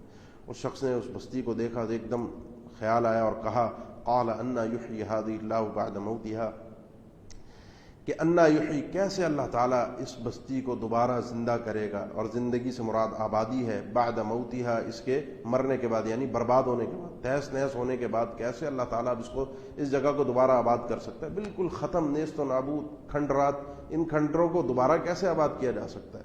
اب اس سوال کا جواب اللہ نے یعنی وحی کے ذریعے نہیں دیا، بتا کر نہیں دیا کہ اللہ کر سکتا ہے، اس سوال کا جواب عملی دیا، اور اس عمل میں ہمارے لیے اللہ کا جو حی ہونا ہے، کہ وہ زندہ بھی ہے اور زندہ قیوم بھی ہے، کہ سنبھالنے والا ہے، کس طریقے سے چیزوں کو زندہ کرتا ہے اور زندہ رکھتا ہے اور کر سکتا ہے، وہ اب بڑی قابل غور یہ مثال ہے۔ فَأَمَاتَهُ اللَّهُ مِئَةَ عَامٍ ثُمَّ بَعَثَ، اللہ تعالیٰ نے اس شخص کو مار دیا، اماتہ اللہ، مار دیا، موت دی، 100 عام، 100 سال کے لیے، ثم بعثه، پھر اللہ تعالیٰ نے اسے دوبارہ اٹھایا 100 سال کے بعد۔ قال کم لبثت، اللہ تعالیٰ نے پوچھا کم لبثت، کتنا عرصہ تم ٹھہرے رہے، کیا کتنے عرصے سوئے رہے؟ قال لبثت یوما او بعض یوم، اس شخص نے کہا کہ میں ایک دن یا آدھا دن کا کچھ حصہ، یعنی صبح کے ٹائم اگر وہ شخص فوت ہوا، شام کے ٹائم اس کو اللہ نے دوبارہ، اس نے کہا آدھا دن گزرا ہے، ایک دن گزر گیا۔ اللہ نے فرمایا قال بل لبثت 100 عام، بلکہ 100 سال تو ٹھہرا رہا ہے، 100 سال تجھے اللہ نے مار کے رکھا۔ فانظر الی طعامک، دیکھ تو سفر میں جا رہا تھا، تیرے ساتھ گدھا بھی تھا، کھانا بھی تھا، اور تو خود تھا، تم 3 چیزیں ٹوٹل تھیں، تجھے تو 100 سال تک مار کے اللہ نے دوبارہ اٹھایا۔ فانظر الی طعامک، اپنے کھانے کو دیکھ، وانظر الی حمارک، اب اپنے گدھے کی طرف دیکھ جو تیری سواری تھی، اسے اللہ تعالیٰ نے مار دیا، ختم ہو گیا، اس کا گوشت تک ختم ہو گیا، صرف ہڈیاں بچی ہوئی تھی، ڈھانچہ اس کا۔ وَلِنَجْعَلَكَ آیَةً لِلنَّاسِ، ہم تجھے اب لوگوں کے لیے ایک نشانی بنا رہے ہیں، کیسے؟ اب سن اس نشانی کو، سمجھو۔ وانظر الی العظام، دیکھو اس گدھے کی ہڈیوں کی طرف، کیف ننشزها، کیسے ہم ان کو جمع کر رہے ہیں، کیسے اس کو اب دوبارہ سے اٹھا رہے ہیں۔ ثم نکسوها لحما، اور پھر ہم اسے گوشت پہنا رہے ہیں، نکسوها پہنا رہے ہیں اسے گوشت، یعنی اس کے اوپر گوشت لا رہے ہیں، اس کو دوبارہ تیری آنکھوں کے سامنے زندہ کر رہے ہیں۔ 3 چیزیں تھیں اس شخص کے سامنے، فلما تبین له، جب اس شخص کو اچھی طرح سے بات واضح ہو گئی، انسان تھا، مرنے کے بعد اس کے وجود کو کچھ نہیں ہوا، روح اور جسم کی جدائیگی سے ساکت وہ پڑا رہا، جسم خراب نہیں ہوا۔ کھانا تھا، جو اس کھانے کی روح اور جسم تھا وہ سب کا سب 100 سال تک باقی رہا، خراب نہیں ہوا۔ گدھا تھا، مر بھی گیا، خراب بھی ہو گیا، جسم بھی فنا ہو گیا۔ اللہ تعالیٰ جس کیفیت میں بھی جس کو مار دے، جس کا وجود باقی ہے مرنے کے بعد، اس کو بھی کل قیامت کے دن زندہ کرے گا۔ جس کا وجود بھی ختم ہو گیا اس کو بھی زندہ کرے گا، گدھے کی مثال ہے۔ اور کوئی آخر تک زندہ رہا، ابلیس کی صورت میں، کسی اور صورت میں، اس کو بھی مار کر دوبارہ زندہ کرنے پر قادر ہے، اور ہر ایک کو مارے گا۔ قیامت سے پہلے ہر چیز، کل من علیہ، ہر چیز فنا ہوگی، ہر چیز ختم ہوگی۔ تو اللہ تعالیٰ وہ قیوم ہے جو چیزوں کو سنبھالتا ہے، جب وہ زندہ ہوں انہیں جب بھی سنبھالتا ہے، مر جائیں جب بھی سنبھالتا ہے، ان کے وجود کو فنا کرنا چاہے فنا بھی کر دیتا ہے، یہ بھی اس کا ایک سنبھالنے کا انداز ہے۔ ان کے وجود کو باقی رکھنا چاہے، یہ بھی اس کے سنبھالنے کا ایک انداز ہے۔ اس چیز کو ایز اٹ از بالکل صحیح باقی رکھنا چاہے، یہ بھی اس کے سنبھالنے کا ایک انداز ہے۔ وہ حی اور قیوم ہے۔ پھر تمہارا کسی اور پر بھروسہ کرنا سوائے بے وقوفی کے اور کچھ ہوگا یا نہیں ہوگا، لہذا عبادت اللہ کی کرو اگر اپنے آپ کو بخشوانا چاہتے ہو۔ فلما تبین لہ، جب اس شخص کے لیے اچھی طرح سے بات واضح ہو گئی، قال اعلم، کہنے لگا ہاں اب میں سب سے زیادہ جانتا ہوں اس بات کو، کیونکہ اپنی آنکھوں سے دیکھا۔ کس بات کو؟ ان اللہ علی کل شیء قدیر، اللہ تعالیٰ ہر چیز پر قادر ہے۔ آپ کی زندگی میں آپ کے ساتھ بہت دفعہ ایسے ہوتا ہوگا، ایسے معاملات ہوئے ہوں گے کہ جو اللہ تعالیٰ خصوصی آپ کے ساتھ کرتا ہے۔ آپ کو کسی بڑی آفت سے بچا لیا جس سے اور لوگ نہیں بچے، آپ بچ گئے۔ ان موقعوں پر اس آیت کو ضرور ذہن میں رکھیں کہ اللہ تعالیٰ ہر چیز پر قادر ہے، یہ چیز آپ کو اللہ کے قریب کر دے۔ تیسری ایک اور مثال دی اللہ تعالیٰ نے، وَإِذْ قَالَ إِبْرَاهِيمُ رَبِّ أَرِنِي كَيْفَ تُحْيِي الْمَوْتَى، یہ بھی اللہ تعالیٰ کے حی اور قیوم ہونے کی ایک مثال ہے کہ جب ابراہیم علیہ السلام نے فرمایا ربی ارینی، اے اللہ تعالیٰ، اے میرے پروردگار، ارینی مجھے دکھا، کیف تحیی الموتى، کیسے تو تحیی زندہ کرتا ہے، الموتى مردوں کو، مردے زندہ ہوں گے، اللہ مجھے دکھا تو صحیح۔ اللہ نے سوال کیا، قال اولم تؤمن، اللہ تعالیٰ نے پوچھا کیا ابراہیم تیرا ایمان نہیں ہے اس بات پر؟ قال بلا، ابراہیم علیہ السلام نے فرمایا ہاں اللہ کیوں نہیں، ایمان تو ہے، لیکن ولکن لیطمئن قلبی، میں چاہتا ہوں میرا دل مطمئن ہو جائے، کیونکہ ایک بات ہوتی ہے سنی ہوئی اور ایک بات ہوتی ہے آنکھوں سے دیکھی ہوئی۔ کبھی آپ اللہ کی کسی قدرت کو اپنی آنکھوں سے دیکھ لیں اور پھر کوئی کہے کہ ایسا نہیں ہو سکتا، آپ کسی صورت نہیں مانیں گے۔ یعنی آپ دیکھیں کہ بالکل اینڈ پہ پہنچا ہوا مریض ہے، کینسر ہو گیا، مرنے کے قریب ہے، آپ کو بتایا جاتا ہے اس کے لیے دعا کی گئی ہے، یہ ہوا اور معجزاتی طور پر وہ ٹھیک ہو گیا، آپ یہ بات سنتے ہیں، ہاں ہو گیا ہوگا۔ لیکن اگر یہی کام انسان کے خود کے ساتھ ہو یا گھر میں کسی کے ساتھ ہو اور وہ انسان اس طرح سے شفایاب ہو جائے قدرت، اللہ کی قدرت سے، تو انسان کوئی بھی اس کا انکار کرے، اس کے سامنے بیان کرے تو اس کو جو یقین اس کو ہوگا کسی اور کو نہیں ہوگا۔ تو یہ اطمینان تھا، اور اس کے اطمینان کی ان کے خاص وجوہات تھیں جناب ابراہیم علیہ السلام کی، اور وہ وجوہات یہ تھیں کہ ابراہیم علیہ السلام کے امتحانات بڑے سخت تھے۔ آگ میں ڈالا گیا، 20 بچوں کو چھوڑا، خود یعنی ان کی زندگی کے جو مراحل ہیں، جو آزمائشیں جو اللہ نے ان کو آزمایا، بڑی وہ پہلے بھی آپ کے سامنے بیان ہوئی ہیں۔ ان آزمائشوں میں عام سا ایمان ناکافی ہے، یعنی میرے جیسا کیا ہماری پوری جو یعنی اس وقت جو سارے مسلمان ہیں ان سب کے ایمان کو بھی ملا لیا جائے، ان آزمائشوں کے لیے وہ ایمان ناکافی ہے۔ اس ایمان، ان آزمائشوں کے لیے ایمان بھی بڑا چاہیے تھا۔ وہ ایمان ان چیزوں سے حاصل ہوتا ہے جنہیں اللہ تعالیٰ اپنی نشانیاں دکھاتا ہے۔ اللہ نے فرمایا فخذ اربعۃ من الطیر، فخذ لو اربعہ، 4 من الطیر پرندے، 4 پرندے لو۔ 4 بھی خاص وجہ کیا ہے یہ تو اللہ ہی بہتر جانتا ہے، لیکن 4 مزید کے اچھی طرح سے تمہیں سمجھ میں آ جائے کہ 1 2 3 کس طرح سے اللہ تعالیٰ، یعنی ایک قبر کے اندر سینکڑوں مردے بھی اگر دفن ہوئے ہوئے ہوں مل جائیں تو اللہ تعالیٰ ان کو علیحدہ علیحدہ کس طریقے سے زندہ کرے گا دوبارہ۔ کئی لوگ ایک ساتھ ہوتے ہیں، کئی لوگوں کا رزق ایک ساتھ زمین سے نکلتا ہے، دانے زمین کے اندر ہوتے ہیں، کھانے کی چیزیں ہوتی ہیں، پھل ہوتے ہیں، ایک ساتھ درخت پہ لگتے ہیں، لیکن ایک درخت کا پھل ایک انسان بیٹھ کر کھا رہا ہوتا ہے، پاکستان میں ایک بیٹھ کر کھا رہا ہوتا ہے، امریکہ میں ایک ہی درخت کا پھل، بلکہ ایک ساتھ لگے ہوئے پھل۔ کس طریقے سے جدا جدا کرتا ہے اللہ تعالیٰ ان کے رزق کو، جو چیز جس کی ہے وہ حی اور قیوم کس انداز کا ہے انسان کے تصور سے باہر ہے۔ 4 پرندے لو، فصرہن الیک، اس کے 2 معنی ہیں لفظ کے، فصرہن، ان پرندوں کو اپنی طرف مائل کر لو، ہلا لو ان سے، وہ تم سے مانوس ہو جائیں، اور ایک معنی ہے کہ ان کو پھر لے کے 4 کو ٹکڑے ٹکڑے کر کے کاٹ دو۔ اگر مائل ہونے کا معنی کریں تو پھر مارنے کا معنی ذکر نہیں آیت میں، اور اس کا تذکرہ ہونا چاہیے، ذہن میں موجود ہے، کیونکہ انہوں نے کہا تھا مردوں کو زندہ کرنا ہے، تو پھر ان کو مائل کر کے مار دو، اپنی طرف مائل کر لو، اپنے سے ہلا لو، مانوس کر لو، اس کے بعد انہیں مار دو، ٹکڑے ٹکڑے کرو، ختم کر دو. اور ثم جعل علی کل جبل منہن جزءا، پھر رکھ دو ہر ایک پہاڑ پر ان پرندوں کے جزءاً ٹکڑوں کو، یعنی پہاڑ ہیں ان کے ٹکڑوں کو اٹھاؤ، مختلف ٹکڑوں کو، اور مختلف پہاڑوں کے اوپر رکھ دو علیحدہ مکس کر کے. ثم ادعوہن، پھر وہ چونکہ تم سے مانوس ہے پرندے، جس انداز میں تم انہیں اپنے پاس بلاتے تھے بلاؤ، آواز دو، پکارو ان کو، یأتینک سعیا، وہ تمہارے پاس دوڑتے ہوئے آئیں گے تمہاری آنکھوں کے سامنے. اور ایسا ہوا. جب ہو گیا تو وَاعْلَمْ أَنَّ اللَّهَ عَزِيزٌ حَكِيمٌ، اس بات کو جان لو اللہ تعالیٰ غالب اور حکمت والا ہے، وہ جو چاہتا ہے کر سکتا ہے، لمحے بھر میں اس کائنات کو فنا بھی کر سکتا ہے، لیکن نہیں کرتا، یہ اس کی حکمت ہے. اللہ تعالیٰ کے اوپر اس قسم کا تمہارا ایمان، جس کو اندھا ایمان، اندھا بھروسہ کہتے ہیں، اور وہ قائم ہوتا ہے انسان کے عمل کے ذریعے سے. آخرت کی کامیابی بھی اسی صورت میں ہے.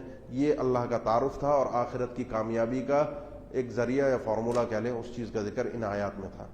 اس آیت کے بعد سے لے کر تقریباً اس صورت کے اختتام سے، یعنی جو آخری رکوع ہے للہ ما فی السماوات و ما فی الارض، اس سے پہلے تک کی جتنی آیات ہیں، ان آیات میں اللہ تعالیٰ نے انسان کو دنیا میں رہتے ہوئے مال کے ساتھ، اور انسان ایک دوسرے کے ساتھ کس انداز میں اس کی ضرورت میں کام آئے، وہ سلیقہ اور ادب سکھایا ہے.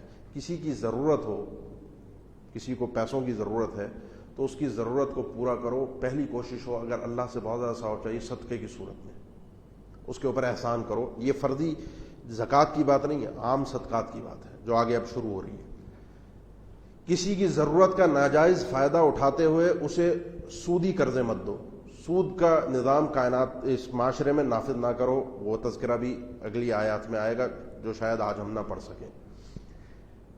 نہیں دے سکتے، صدقہ نہیں دے سکتے، فرض نہیں ہے، میں نہیں دینا چاہتا، فضائل ہیں اس کے، تو سود تو اللہ نے قطعی حرام کیا ہے. اب وہ ضرورت مند ہے، نہ میں اسے صدقہ، میرا دل نہیں کر رہا، اور قرض بھی اپنا سود لینے سے بھی اللہ نے منع کر دیا. اب اس کی ضرورت بھی پوری کرنی ہے، اور مجھے بھی کچھ نہ کچھ ملے، یعنی ملنے سے مراد یہ ہے کہ میرا نقصان نہ ہو. میں صدقے کی صورت میں تو اپنے بظاہر جس انسان کا ایمان کمزور ہو سمجھتا ہے پیسے گئے، میں کمزور، میرے پاس سے وہ پیسے چلے گئے. نہ میں چاہتا ہوں کہ میرے پاس سے میرا پیسہ جائے. اس آدمی کی ضرورت پوری کرنے کے لیے مجھے سود منع ہے. اب میں کیا کروں؟ اب آخر میں اللہ تعالیٰ نے قرض کی پوری، جو قرآن مجید کی سب سے بڑی آیت ہے کہ قرض دینے کا طریقہ کار کیا ہے، قرض کس طریقے سے دیا جائے، اس میں کیا آداب ملحوظ خاطر رکھے جائیں تاکہ تمہارے مال کی حفاظت بھی ہو اور تمہیں کوئی دھوکہ دے کر تمہارے مال پر قبضہ نہ کرے. لیکن سود قطعی طور پر حرام ہے. سودی نظام کسی صورت نہ ہو، کیونکہ سود کسی کی ضرورت کا ناجائز فائدہ اٹھانا ہے. یہ تو ایک شکل ہے اس کی سود کی.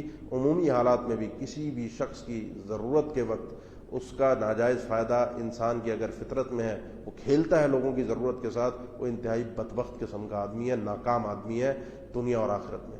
جو شخص ضرورت کے وقت کسی کی کام آتا ہے، ضرورت کے وقت اس کا ساتھ دیتا ہے، چاہے وہ صدقے کی صورت میں ہو، چاہے کسی یعنی اپنے مال کو حفاظت کرتے ہوئے اس کو دے قرض کی صورت میں، لیکن دونوں ہی صورتوں میں یہ انسان فائدے میں ہے.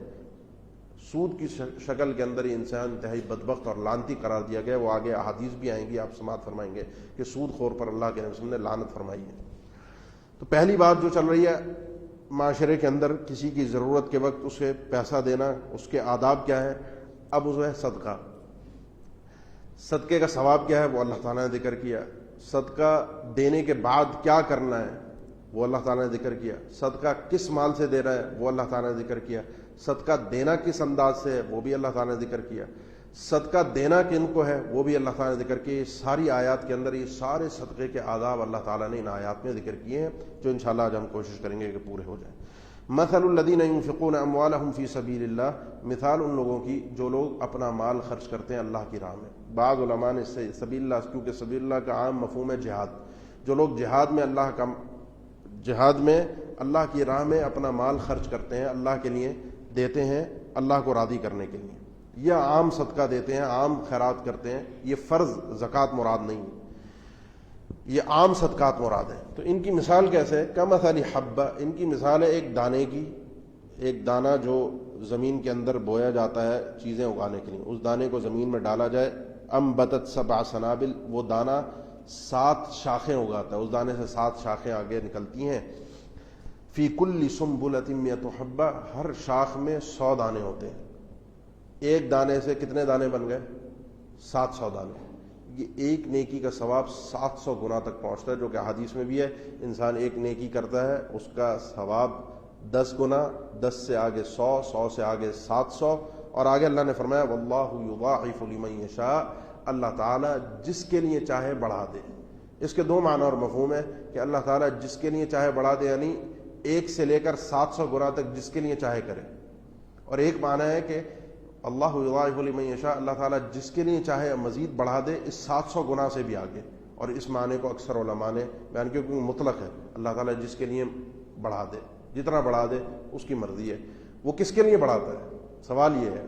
سوال تو یہ ہے کہ وہ بڑھا رہا ہے، وہ تو اللہ کا کام ہے، وہ تو ہم چھوڑ دیں اللہ کے لیے.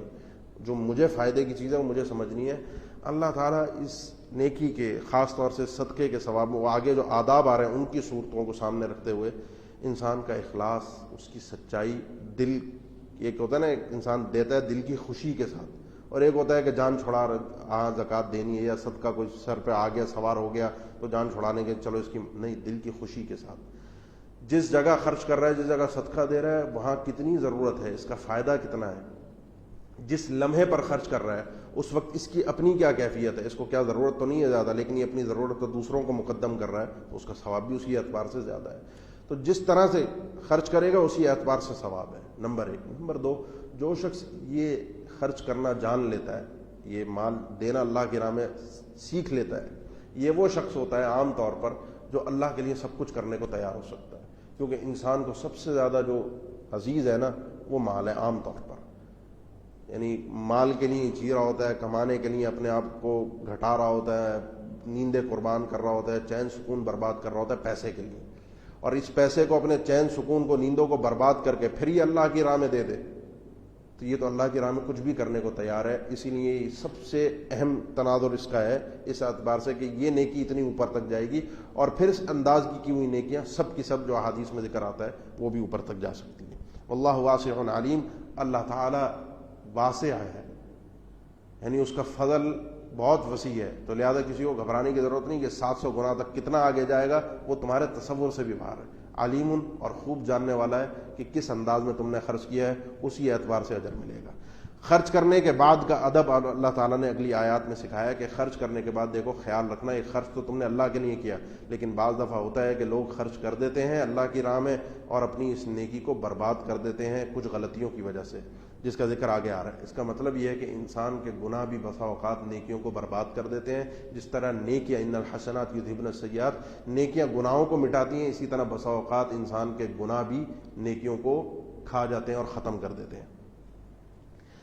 الذین ينفقون اموالهم فی سبیل اللہ، وہ لوگ جو اپنا مال خرچ کرتے ہیں اللہ کی راہ میں، ثم لا یتبعون، پھر وہ اتبع، یتبع اتباع سے پیچھے لگانا، کسی چیز کے پیچھے کسی چیز کو رکھنا.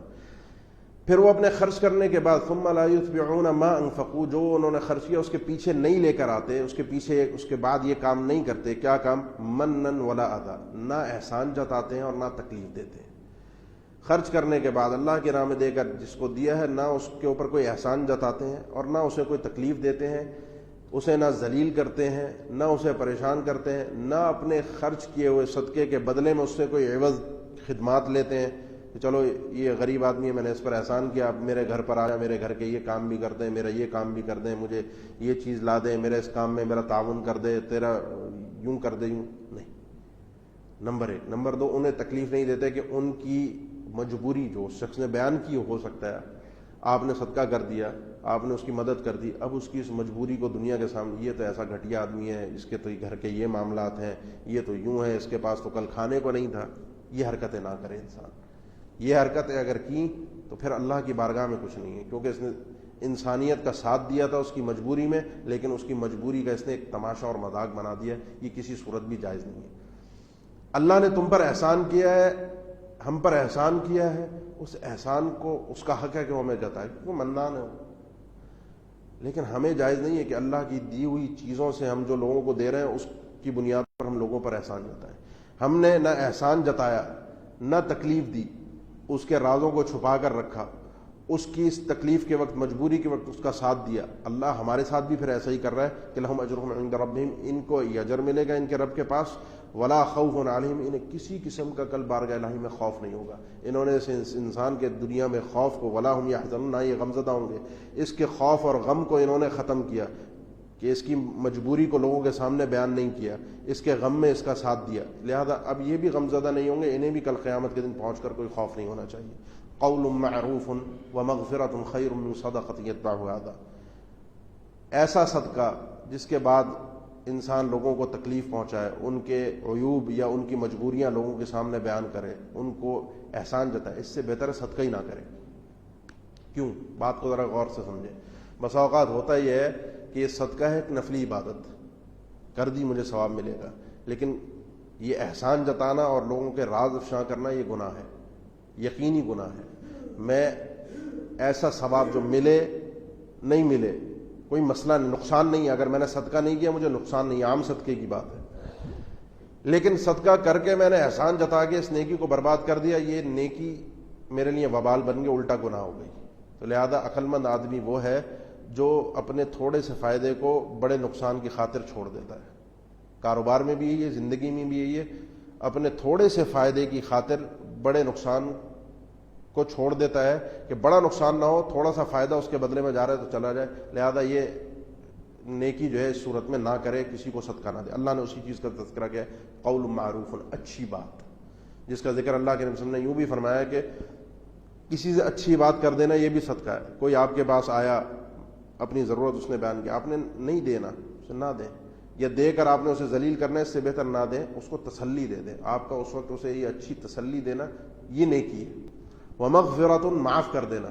معاف کر دینے کے دو معنی ہیں کہ اس کی ضرورت کو آپ نے اس کے راز کو افشا نہیں کیا کہ یہ غریب ہے، مستحق ہے، یہ تو یہ ہے اس کے گھر، یہ بھی نہیں کیا، یا پھر یہ ہے کہ اس نے آپ سے لیا، آپ کے ساتھ کوئی ایسا اس نے سلوک کیا جو کرنا نہیں چاہیے تھا اسے، احسان کے منافی ہے۔ احسان کا بدلہ تو یہ ہے کہ وہ احسان چکائے، یہ تو اللہ نے اسے تعلیم دی ہے، لیکن اس نے احسان کے بدلے میں آپ کے ساتھ سلوک اچھا نہیں کیا، اب آپ بھڑک اٹھے کہ میں نے تو اتنا کچھ کیا تھا اس کے ساتھ، اس نے میرے ساتھ یہ کیا، میں تو اب اس کو چھوڑوں گا نہیں۔ ومغفرۃ، اس کو معاف کر دینا یہ بہتر ہے، خیر، بہت بہتر ہے، من صدقۃ، ایک ایسے صدقے سے یتبعها اذی، جس کے بعد ہوتی ہے تکلیف، جس کے بعد وہ انسان صدقہ دینے والا تکلیف پہنچاتا ہے، اس سے کئی گنا بہتر ہے، کیونکہ اس میں انسان سالم ہے، سلامت میں ہے، اور اس میں انسان خطرے میں ہے، گناہ میں ہے، لہذا سلامتی کا راستہ خطرے والے راستے سے بہتر ہے۔ واللہ غنی حلیم، اللہ تعالیٰ بے پرواہ ہے، بے نیاز ہے، اور حلیم بھی ہے کہ انسان کو جلدی سزا نہیں دیتا۔ تم کسی کے احسان کے بدلے میں اگر اس نے تمہارے ساتھ احسان نہیں کیا، برا کیا، تو بھڑک اٹھتے ہو،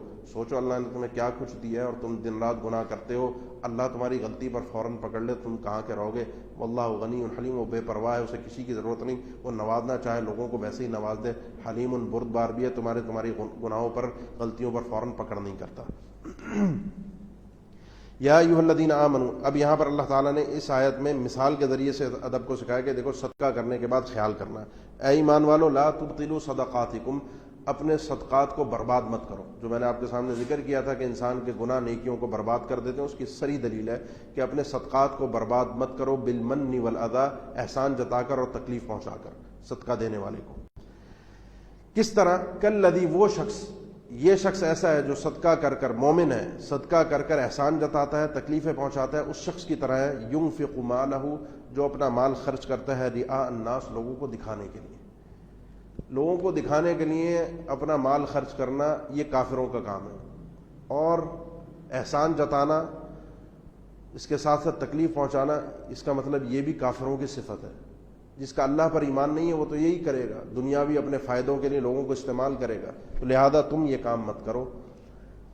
ولا یؤمن باللہ والیوم الآخر، اور نہ ہی وہ اللہ پر ایمان رکھتا ہے، نہ آخرت کے دن پر، جو مال اپنا لوگوں کو دکھانے کے لیے خرچ کرتا ہے۔ لوگوں کو دکھانے والا اس کا حقیقت میں اللہ پر سچا ایمان ہے ہی نہیں، کیونکہ وہ لوگوں کی تعریف چاہتا ہے، لوگوں سے واہ واہ چاہتا ہے، لوگوں کے نعرے چاہتا ہے، لوگوں کی محفلوں کے اندر اپنا ذکر چاہتا ہے، وہ مل جاتا ہے اسے، اللہ نہیں ملتا، آخرت کے دن کچھ نہیں ملے گا۔ اب اس شخص کی مثال کیسے ہے؟ ریاکار کی، جو خرچ کرتا ہے، فَمَثَلُهُ كَمَثَلِ صَفْوَانٍ، لوگوں کو دکھانے کے لیے خرچ کر رہا ہے، اس کی مثال ہے ایک چٹان کی مثال کی طرح، جو صاف سخت پتھر ہوتا ہے چٹان کی طرح، عَلَيْهِ تُرَابٌ، اس چٹان پر تھوڑی سی مٹی ہو، فَأَصَابَهُ وَابِلٌ، پھر اس کو وابل کہتے ہیں تیز بارش کو، موسلا دھار بارش کو، اس پر موسلا دھار بارش برسے، فترکہ صلدا، اور وہ بارش اس پتھر کو سلدا صاف ستھرا کر کے چھوڑ دے، بالکل صاف کر دے، چٹیل کر دے۔ ان کی مثال یہ ہے، خرچ کرتے ہیں اللہ کی راہ میں لیکن ریاکار۔ اب یہ ریاکاری ایسی ہے جس طرح اس چٹان کے اوپر انسان مٹی تھوڑی سی پڑ جائے، وہاں پر جا کر اپنا دانہ ڈال کے کھیتی باڑی کی سوچے، تیز بارش آئی، وہ دانہ کیا، وہ مٹی کیا، جڑ سے ہر چیز کو اکھاڑ کر لے گئی۔ خرچ کیا اس نے، چاہا کہ اللہ سے ثواب ملے گا، لیکن ساتھ ساتھ ریاکاری آ گئی، دکھاوا آ گیا۔ وہ ریاکاری کی جو بارش تھی، اس کے اس ثواب کو کیا، اس ساری نیکیوں کو برباد کر کے لے گیا۔ ریاکار کو پھر کچھ نہیں ملے گا، اللہ کہے گا جا جس کو دکھانے کے لیے کیا تھا اس کے پاس جا، کل قیامت کے دن۔ تو لہذا اپنی اس نیکیوں، خاص طور پر ریاکاری، یہ عمل سے پہلے بھی ہوتی ہے، عمل کے دوران بھی ہوتی ہے، عمل کے بعد بھی ہوتی ہے۔ یہ ریاکاری انتہائی خطرناک چیز ہے، کسی بھی وقت آ سکتی ہے۔ آپ نیکی کر کے مت سمجھیں کہ اخلاص کے ساتھ کر دی کافی ہے، نیکی کرنے کے بعد بھی یہ شیطان ایسا بدبخت ہے، انسان کا ایسا دشمن ہے کہ نیکی کرنے کے بعد بھی اس کے پیچھے لگا رہتا ہے کہ کسی طرح اس کی نیکی برباد ہو جائے، اور ریاکاری کے ذریعے سے برباد کرتا ہے کہ بعد میں کوئی ایک ایسا انداز، کوئی واقعہ، کوئی چیز ایسی ہو جائے کہ اس کے دل میں آ جائے کہ یار لوگوں کو پتہ چل جائے میں نے صدقہ کیا تھا، بس یہ آ گیا، وہ صدقہ اس نے چاہے 10 سال پہلے کیوں نہ کیا ہو، یا 10 سال بعد اس کی یہ نیکی برباد ہو گئی۔ لا يقدرون على شيء مما كسبوا، اب کل قیامت کے دن تو کچھ نہیں ملے گا۔ یہ لوگ نہیں طاقت رکھتے جو انہوں نے کمایا اس میں سے کسی چیز پر، ان کو کچھ نہیں ملتا۔ جو آدمی اس طریقے سے کھیتی باڑی کرتا ہے، ایک چٹیل میدان کے اوپر تھوڑی سی مٹی گرد آتی ہے، اس پر اپنا دانہ بو کر اور سمجھتا ہے کہ یہاں سے میں کھیتی باڑی کر سکتا ہوں، ایک بارش کی مال ہے، بارش کی، تو اسی طرح یہ شخص بھی ہے ریاکار۔ واللہ لا يهدي القوم الكافرین، اللہ تعالیٰ کافر قوم کو کبھی ہدایت نہیں دیتا۔ ہاں، وہ لوگ جو اللہ کے لیے خرچ کرتے ہیں ان کی مثال بھی سنیں تاکہ ہمیں ترغیب ہو کہ ہم نے اللہ کے لیے خرچ کرنا ہے۔ وَمَثَلُ الَّذِينَ يُنفِقُونَ أَمْوَالَهُمُ ابْتِغَاءَ مَرْضَاتِ اللَّهِ، مثال ان لوگوں کی جو اپنا مال خرچ کرتے ہیں اللہ کی رضا کے لیے۔ دو شرطیں ہیں، ایک ہے اللہ کی رضا، وَتَثْبِيتًا مِّنْ أَنفُسِهِمْ، اور دل کی خوشی کے ساتھ، اپنے اندر سے وہ لا کر خرچ کرتے ہیں۔ ایک تو ہوتا ہے نا انسان خرچ کر رہا ہے اللہ کی رضا کے لیے لیکن دل کی خوشی نہیں ہوتی، یہ آپ محسوس کریں گے، بعد میں زبان اپنے الفاظ میں بیان نہیں کر سکتا، یہ چیز انسان خود محسوس کرتا ہے کہ خرچ کرتے وقت، اللہ کی راہ میں نیکی کرتے وقت۔ اسی نے اللہ کے نبی صلی اللہ علیہ وسلم نے فرمایا کہ جب آپ صلی اللہ علیہ وسلم نے پوچھا گیا اللہ کے نبی صلی اللہ علیہ وسلم افضل الایمان کیا ہے، تو آپ صلی اللہ علیہ وسلم نے فرمایا اذا سرتک حسنتک فانت مؤمن، جب تجھے تیری نیکی خوش کر دے تو تو مومن ہے۔ یہ ہے دل کی خوشی، یعنی کوئی بھی نیکی انسان کرے اس کے بعد دیکھے خوش ہوا، وہ سمجھ لو اس کی نیکی قبول ہو گئی۔ اور اللہ کی رضا، کسی کی کوئی تعریف، کسی سے کوئی بدلہ، جو اللہ کی رضا کے لیے خرچ کرتا ہے وہ احسان نہیں جتاتا، جو اللہ کی رضا کے لیے خرچ کرتا ہے وہ تکلیف نہیں دیتا، جو اللہ کی رضا کے لیے خرچ کرتا ہے وہ ریاکار نہیں ہوتا۔ ان کی مثال کیا ہے؟ کمثل جنہ، ان کی مثال ہے اس باغ کی طرح، جنہ باغ ہے، بے ربوہ، جو کہ ربوہ مقام پر ہے، ربوہ کہتے ہیں اونچی جگہ کو، یعنی جیسے ایک پہاڑی سلسلے ہوتے ہیں، آپ ہمارا گلگت بلتستان کشمیر کا آپ علاقہ لے لیں، اونچی جگہ پر ہے، پہاڑی علاقہ ہے، وہاں پر اگر کوئی پہاڑ کے اوپر کوئی نرم زمین ہے جس کے اوپر کھیتی باڑی ہو سکتی ہے، وہاں پر جو کھیتی باڑی ہوتی ہے، اصابھا وابل، کہ جب اسے پہنچتی ہے تیز بارش اس باغ کو، فآتت اکلھا ضعفین، تو وہ اپنا پھل ڈبل دیتا ہے، وہ پانی یہ جو پھل نکلتا ہے، جو زمین سے پیداوار نکلتی ہے عام طور پر یہ ہوتی پانی کی بنیاد پر ہے۔ فرمایا یہ باغ ایسی جگہ پر ہے فَإِن لَّمْ يُصِبْهَا وَابِلٌ، کہ اگر اسے تیز بارش نہ بھی پہنچے، فطل، تو اس کے لیے تھوڑی بہت جو رات کو جو شبنم وغیرہ ہوتی ہے اور یہ تھوڑی بہت فوار وغیرہ جو پڑتی ہے یہ بھی اس کے لیے کافی ہے، تھوڑی بوندا باندی ہو جائے یہ بھی اس کے لیے کافی، اس سے بھی یہ پھل دے گا، کیونکہ اونچی جگہ پر ہے، وہ جگہ ویسے ہی عام طور پر وہاں پر بادلوں کا گزر رہتا ہے تو وہ جگہ گیلی رہتی ہے۔ یہ مومن ہے، خرچ کرتا ہے، اخلاص اگر بہت زیادہ ہے تو اجر بھی بہت زیادہ ہے، لیکن ہے مومن، اللہ کی رضا کے لیے خرچ کیا، اخلاص کم تھا، یا جس جگہ خرچ کیا وہ جگہ اتنی اہم نہیں تھی، اس کو اس کا اجر مل گیا، اجر تو ملے گا، لیکن اخلاص زیادہ ہے، جگہ اہمیت بہت زیادہ تھی، اس کو اس کا ڈبل اجر ملے گا۔ تو ہمیں اپنے خرچ کرتے ہوئے دیکھنا چاہیے کہ ہم خرچ کر رہے ہیں۔ بس اوقات یہ ہوتا ہے کہ ہمیں نظر آتا ہے یار یہ آدمی مستحق نہیں ہے، یا جس کو میں نے دے دیا وہ مستحق نہیں تھا، یا کچھ ہو گیا، بہرحال اونچ نیچ ہو گئی، تو اس میں ہمارا اجر انشاءاللہ ثابت ہے۔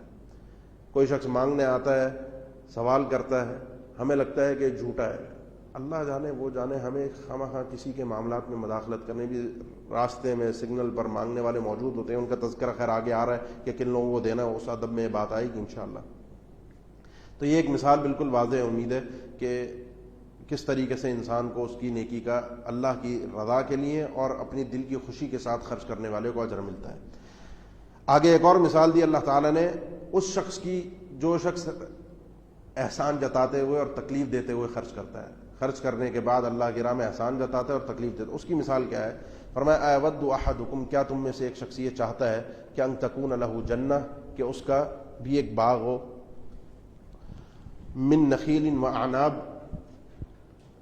کھجور کا اور انگور کا اس کا باغ ہے، تجری من تحتها الانہار، کہ اس کے پاس سے نہر بھی بہتی ہے، پانی کی بھی فراوانی ہے، لہو فیہا من کل الثمرات، اس کے لیے اس باغ میں ہر قسم کے پھل موجود ہیں۔ یہ تو بڑے بڑے درخت ہیں، مزید بھی اور پھل اور درخت بھی لگے ہوئے ہیں۔ اب ہوتا کیا ہے، یہ درخت لگے ہوئے ہیں، کھائے گا، کمائے گا، بیچے گا، اینڈ میں ہوتا کیا ہے، یہ سب اس نے محنت کر کے کھڑا کیا، باغ بنایا، سب کچھ کیا، پھل آ گیا، استعمال بھی کرتا رہا، وَأَصَابَهُ الْكِبَرُ، اب یہ آدمی ہو گیا بوڑھا، اس کو بڑھاپا آ گیا، وَلَهُ ذُرِّيَّةٌ ضُعَفَاءُ، اور اس آدمی کی کمزور اولاد، یعنی چھوٹے بچے ہیں جو یہ کام سنبھال نہیں سکتے، یہ بوڑھا ہو گیا۔ فَأَصَابَهَا إِعْصَارٌ، اب یہ پھل پورا تیار ہے، اب اسے اعصار آ کر پہنچے۔ اعصار کہتے ہیں یہ ہواؤں کے بھنور کو، جو تیز بھنور چلتے ہیں یا تیز جھکڑ چلتے ہیں ہواؤں کے، آندھی آ گئی ہوا کی، فیہ نار، اور اس میں اس بھنور میں آگ بھی تھی، فاحترقت، وہ باغ جل گیا۔ یہ باغ تیار تھا، بڑی امیدیں تھیں، کاروبار کا ذریعہ تھا، اب بوڑھا ہے، بچے ہیں نہیں کہ اس قابل کے اس باغ کو سنبھال، اب یہ باغ اس کا کسی کام کا نہیں ہے اس کی آنکھوں کے سامنے سوائے حسرت کے اور کچھ نہیں ہے۔ نیکی کی، اللہ کی راہ میں صدقہ دیا، اب جب یہ بارگاہ الہی میں پہنچا کہ اپنا اجر ملے، اب اس کو ضرورت ہے جب اجر کی، تو یہ جو من اور ادا کا اس نے طوفان اور آندھی لے کر آیا تھا، اس نے اس کے اس نیکی کے باغ کو جلا کر راکھ کر دیا۔ اب دوبارہ دنیا میں واپس آ کر اس باغ کو آباد کر کے آ نہیں سکتا، اپنی اس نیکی کو برباد ہوا ہوا اپنی آنکھوں کے سامنے دیکھ رہا ہے، کوئی فائدہ اور کوئی ثواب نہیں ہے۔ کذالک یبین اللہ، اسی طرح اللہ تعالیٰ تمہارے لیے واضح کرتا ہے لکم الآیات، اپنی نشانیاں، اپنی آیات کو، لعلکم تتفکرون، تاکہ تم غور و فکر کر سکو، اپنی نیکی کی حفاظت کرنا سیکھو۔ کل بارگاہ الہی میں نیکیاں کام آئیں گی اور اس کی حفاظت کا طریقہ کار یہ ہے۔ اب اللہ نے ایک اگلی آیت میں ادب سکھایا کہ مال جو اللہ کی راہ میں خرچ کرنا ہے، یہ ہوگا کون سا، کس انداز کا مال تم نے اللہ کی راہ میں دینا ہے۔ اس ادب کو سکھاتے ہوئے اللہ تعالیٰ نے یا ایھا الذین آمنوا، فرمایا کہ اے ایمان والو، انفقوا من طیبات ما کسبتم، خرچ کرو اپنی کمائی کی پاکیزہ چیز، ما کسبتم، جو تم کماتے ہو، طیبات، پاکیزہ، اپنی کمائی میں سے پاکیزہ چیز کو اللہ کی راہ میں خرچ کرو۔ پاک مال ہی بارگاہ الہی میں قبول ہوتا ہے، حرام مال ہرگز قبول نہیں ہے، نمبر ایک۔ نمبر دو بات یہ ہے کہ اللہ تعالیٰ نے خرچ کرنے کا کہا ہے پاکیزہ کمائی سے، وہ کمائی جو انسان کماتا ہے، مارکیٹ میں لوگوں کے پیسے دینے، پیمنٹ دینے، لوگوں کا حق ہے مجھ پر، میں وہ دبا کر بیٹھا ہوں، کسی کے ادھر سے پیسے کھا گیا، کسی کو ادھر سے پیسے کھا گیا، اور یہاں پر میں مسجد میں بھی پیسے لگا رہا ہوں، یتیموں کو بھی دے رہا ہوں، اسپتال میں بھی دے رہا ہوں، خیرات بھی کر رہا ہوں، کھانے بھی کھلا رہا ہوں لوگوں کو، مارکیٹ میں جن کا مال لیا تھا ان کے پیسے نہیں دیے ہوئے، یہ بے وقوفی اور جہالت ہے۔ ایسا صدقہ اور خیرات من طیبات میں سے نہیں ہے، یہ انسان کے اوپر حق ہے، اس پر پکڑ ہوگی۔ یہ اگر آپ نے نہیں کیا، کسی یتیم کو نہیں دیا، یہ عام صدقات کی بات ہے، کسی مسجد میں آپ نے نہیں دیا، کسی آپ نے خیراتی اسپتال کو نہیں دیا، کہیں اور کوئی لوگوں کو کھانے آپ نے نہیں کھلائے، کوئی پکڑ نہیں ہے، یہ اضافی ثواب تھا۔ لیکن یہ آپ کا چونکہ مال پاک نہیں آیا، پاک مال سے جب یہ کام نہیں ہوا تو نہ اس کام کا کوئی فائدہ، یہاں بھی الٹا پکڑ۔ لہذا ہمارے یہاں معاشرے میں عام رواج یہ بن چکا ہے اب کہ مارکیٹ میں لوگ اونچ نیچ غبن کے، اس کے بغیر تو جناب کاروبار ہوتا ہی نہیں ہے، تو کرنا پڑتا ہے۔ آپ سادگی کے ساتھ کاروبار کریں، اپنے آپ کو کل بارگاہ الہی میں صاف ستھرا ہو کر پیش کرنے کی کوشش کریں، جس کے جو دینے ہیں وہ ادائیگیاں کریں، کیونکہ قرض یا یہ ادائیگیاں یہ حتیٰ کہ مرنے کے بعد مغفرت تک انسان کی روک دیتی ہیں۔ نبی صلی اللہ علیہ وسلم نے ایسے لوگوں کا جنازہ نہیں پڑھایا، لہذا عقل مندی یہ ہے، آگے عقل مندی کی بات آئے گی، عقل مندی یہ ہے کہ انسان صاف ستھرا مال، بالکل پاک صاف مال بارگاہ الہی میں پیش کرے، کمائی بھی حلال کی ہو اور صاف ستھری ہو۔ وَمِمَّا أَخْرَجْنَا لَكُم مِّنَ الْأَرْضِ، اور ان چیزوں سے جو ہم نے تمہارے لیے زمین سے پیداوار نکالی ہے، تم کماتے ہو یا زمین کی پیداوار ہے، اس میں سے پاکیزہ چیزیں دو۔ زمین سے پھل نکلتا ہے، سبزیاں نکلتی ہیں، اللہ کی راہ میں صدقہ کرتے ہو، جو پھل خراب ہو گیا، گل گیا، سڑنے قریب ہے، اب وہ اٹھا کر غریبوں کو، مستحقین کو دے دیا، یتیموں کو دے دیا، نہیں، ایسا نہ کرو۔ کیوں؟ وَلَا تَيَمَّمُوا الْخَبِيثَ مِنْهُ تُنْفِقُونَ، گندی چیز کا ارادہ نہ کرو، وَلَا تَيَمَّمُوا، نہ ارادہ کرو، الخبیث، گندی، یعنی نہ تمہاری کمائی گندی ہو اور نہ جو تم نے کما کر دے رہے ہو وہ بھی چیز گندی نہیں ہونی، دونوں چیزیں۔ منہ تنفقون، جو تم خرچ کرتے ہو اس میں گندی چیزوں کو، خبیث خراب چیزوں کو خرچ مت کرو۔ کیوں؟ ولستم بآخذی، اس حال میں کہ تم خود یہ گندی چیز لینے والے ہو۔ تمہیں کوئی یہ گلا سڑا پھل دے، تمہیں کوئی حرام کی کمائی بتا کر دے میری حرام کی کمائی ہے، تم لوگے؟ نہیں۔ الا ان تغمضوا فی، اللہ یہ کہ تم اس میں چشم پوشی، آنکھ بند کر لو، ضرورت ہوگی تو آنکھ بند کرتے ہوئے اپنی عزت نفس کو مارتے ہوئے، ورنہ ایک انسان کی جو باعزت آدمی ہو کبھی بھی ایسی چیزیں قبول نہیں کرے گا۔ تمہیں پیمنٹ آنی ہو اور تمہیں کوئی پیمنٹ اس طریقے سے رلا کر دے رہا ہو، تم خود یہ چاہو گے، پھر دوسروں کے ساتھ یہ سلوک کیوں کرتے ہو؟ وَاعْلَمُوا، اور جان لو، ان اللہ غنی حمید، اللہ تعالیٰ بے پرواہ اور قابل تعریف وہی ہے۔ تو اللہ کی راہ میں جب دے رہے ہو تو اچھی چیز دو، اللہ تمہارے اس دیے ہوئے چیز کی قدر کرے گا۔ الشیطان یعدکم، جب تم خرچ کرنے نکلو گے، اب تمہیں خرچ کرنے سے روکنے کی سب سے بڑی رکاوٹ جو ہے اس کا تذکرہ ہے۔ وہاں پر اللہ تعالیٰ نے اب ہمیں یہ سمجھایا ہے، ادب دیا ہے کہ خرچ کرنے کے لیے جب جاؤ گے، کسی کی ضرورت ہے، اس کی ضرورت سے فائدہ اٹھانے کی تم طبیعت ہے، فطرت ہے، انسان چاہے گا کہ ہم پوری میں کیوں اپنا نقصان کروں، کیوں کسی پہ صدقہ کروں۔ اللہ تعالیٰ نے اب اس رکاوٹ کو دور کرنے کے لیے کہ یہ جب اندیشہ آتا ہے، خیال آتا ہے، آتا کہاں سے، کیوں آتا ہے، اس کو بھی دور کر دیا تاکہ انسان خرچ کرے۔ یہ ادب بھی سکھایا، فرمایا الشیطان یعدکم الفقر، شیطان تمہیں فقر و فاقے کا ڈر اور خوف دکھاتا ہے۔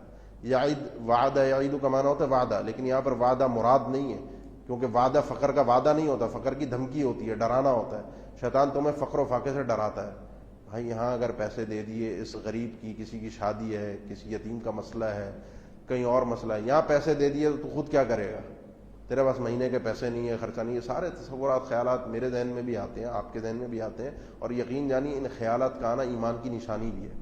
یہ آتا ہے، شیطان کرتا ہے، کیونکہ اللہ کے نبی صلی اللہ علیہ وسلم کا فرمان ہے ہر انسان جب پیدا ہوتا ہے اس کے ساتھ ایک شیطان مسلط ہو جاتا ہے، ایک فرشتہ مسلط ہو جاتا ہے۔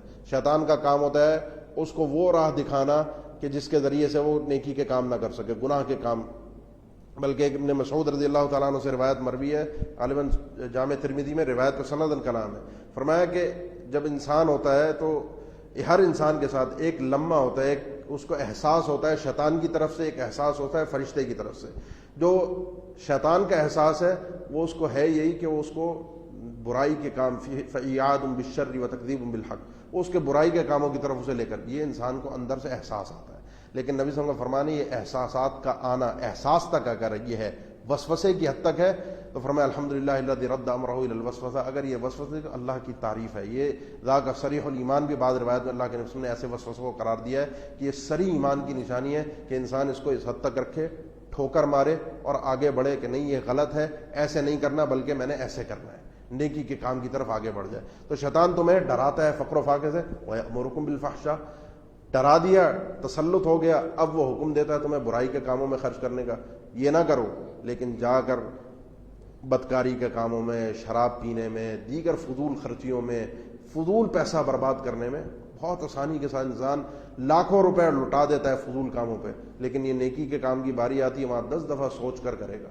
واللہ یعدکم، لیکن اللہ بھی تم سے کچھ وعدے کرتا ہے، اور وہ وعدے کیا ہیں؟ مغفرۃ منہ، اللہ کی راہ میں دو گے اللہ بخش دے گا، وفضلا، اللہ کی راہ میں دو گے پلٹ کر تمہیں بہت کچھ عطا کرے گا دنیا میں، وفضلا، آخرت میں بھی اس کا ثواب بہت ہے۔ واللہ واسع علیم، اللہ تعالیٰ خوب وسیع ہے، اس کا فضل، اس کی نعمتیں، تو لہذا گھبراؤ مت، علیم، اور خوب جاننے والا ہے کہ تم نے کس کیفیت میں خرچ کیا ہے، شیطان کا وسوسہ تم پر کس حد تک حاوی ہو سکا۔ لہذا شیطان کے معاملے کو وسوسے کی حد تک ہی رکھو کہ آئے اور دفع کرو، اور اللہ کی بات پر اعتماد کر کے آگے بڑھ جاؤ۔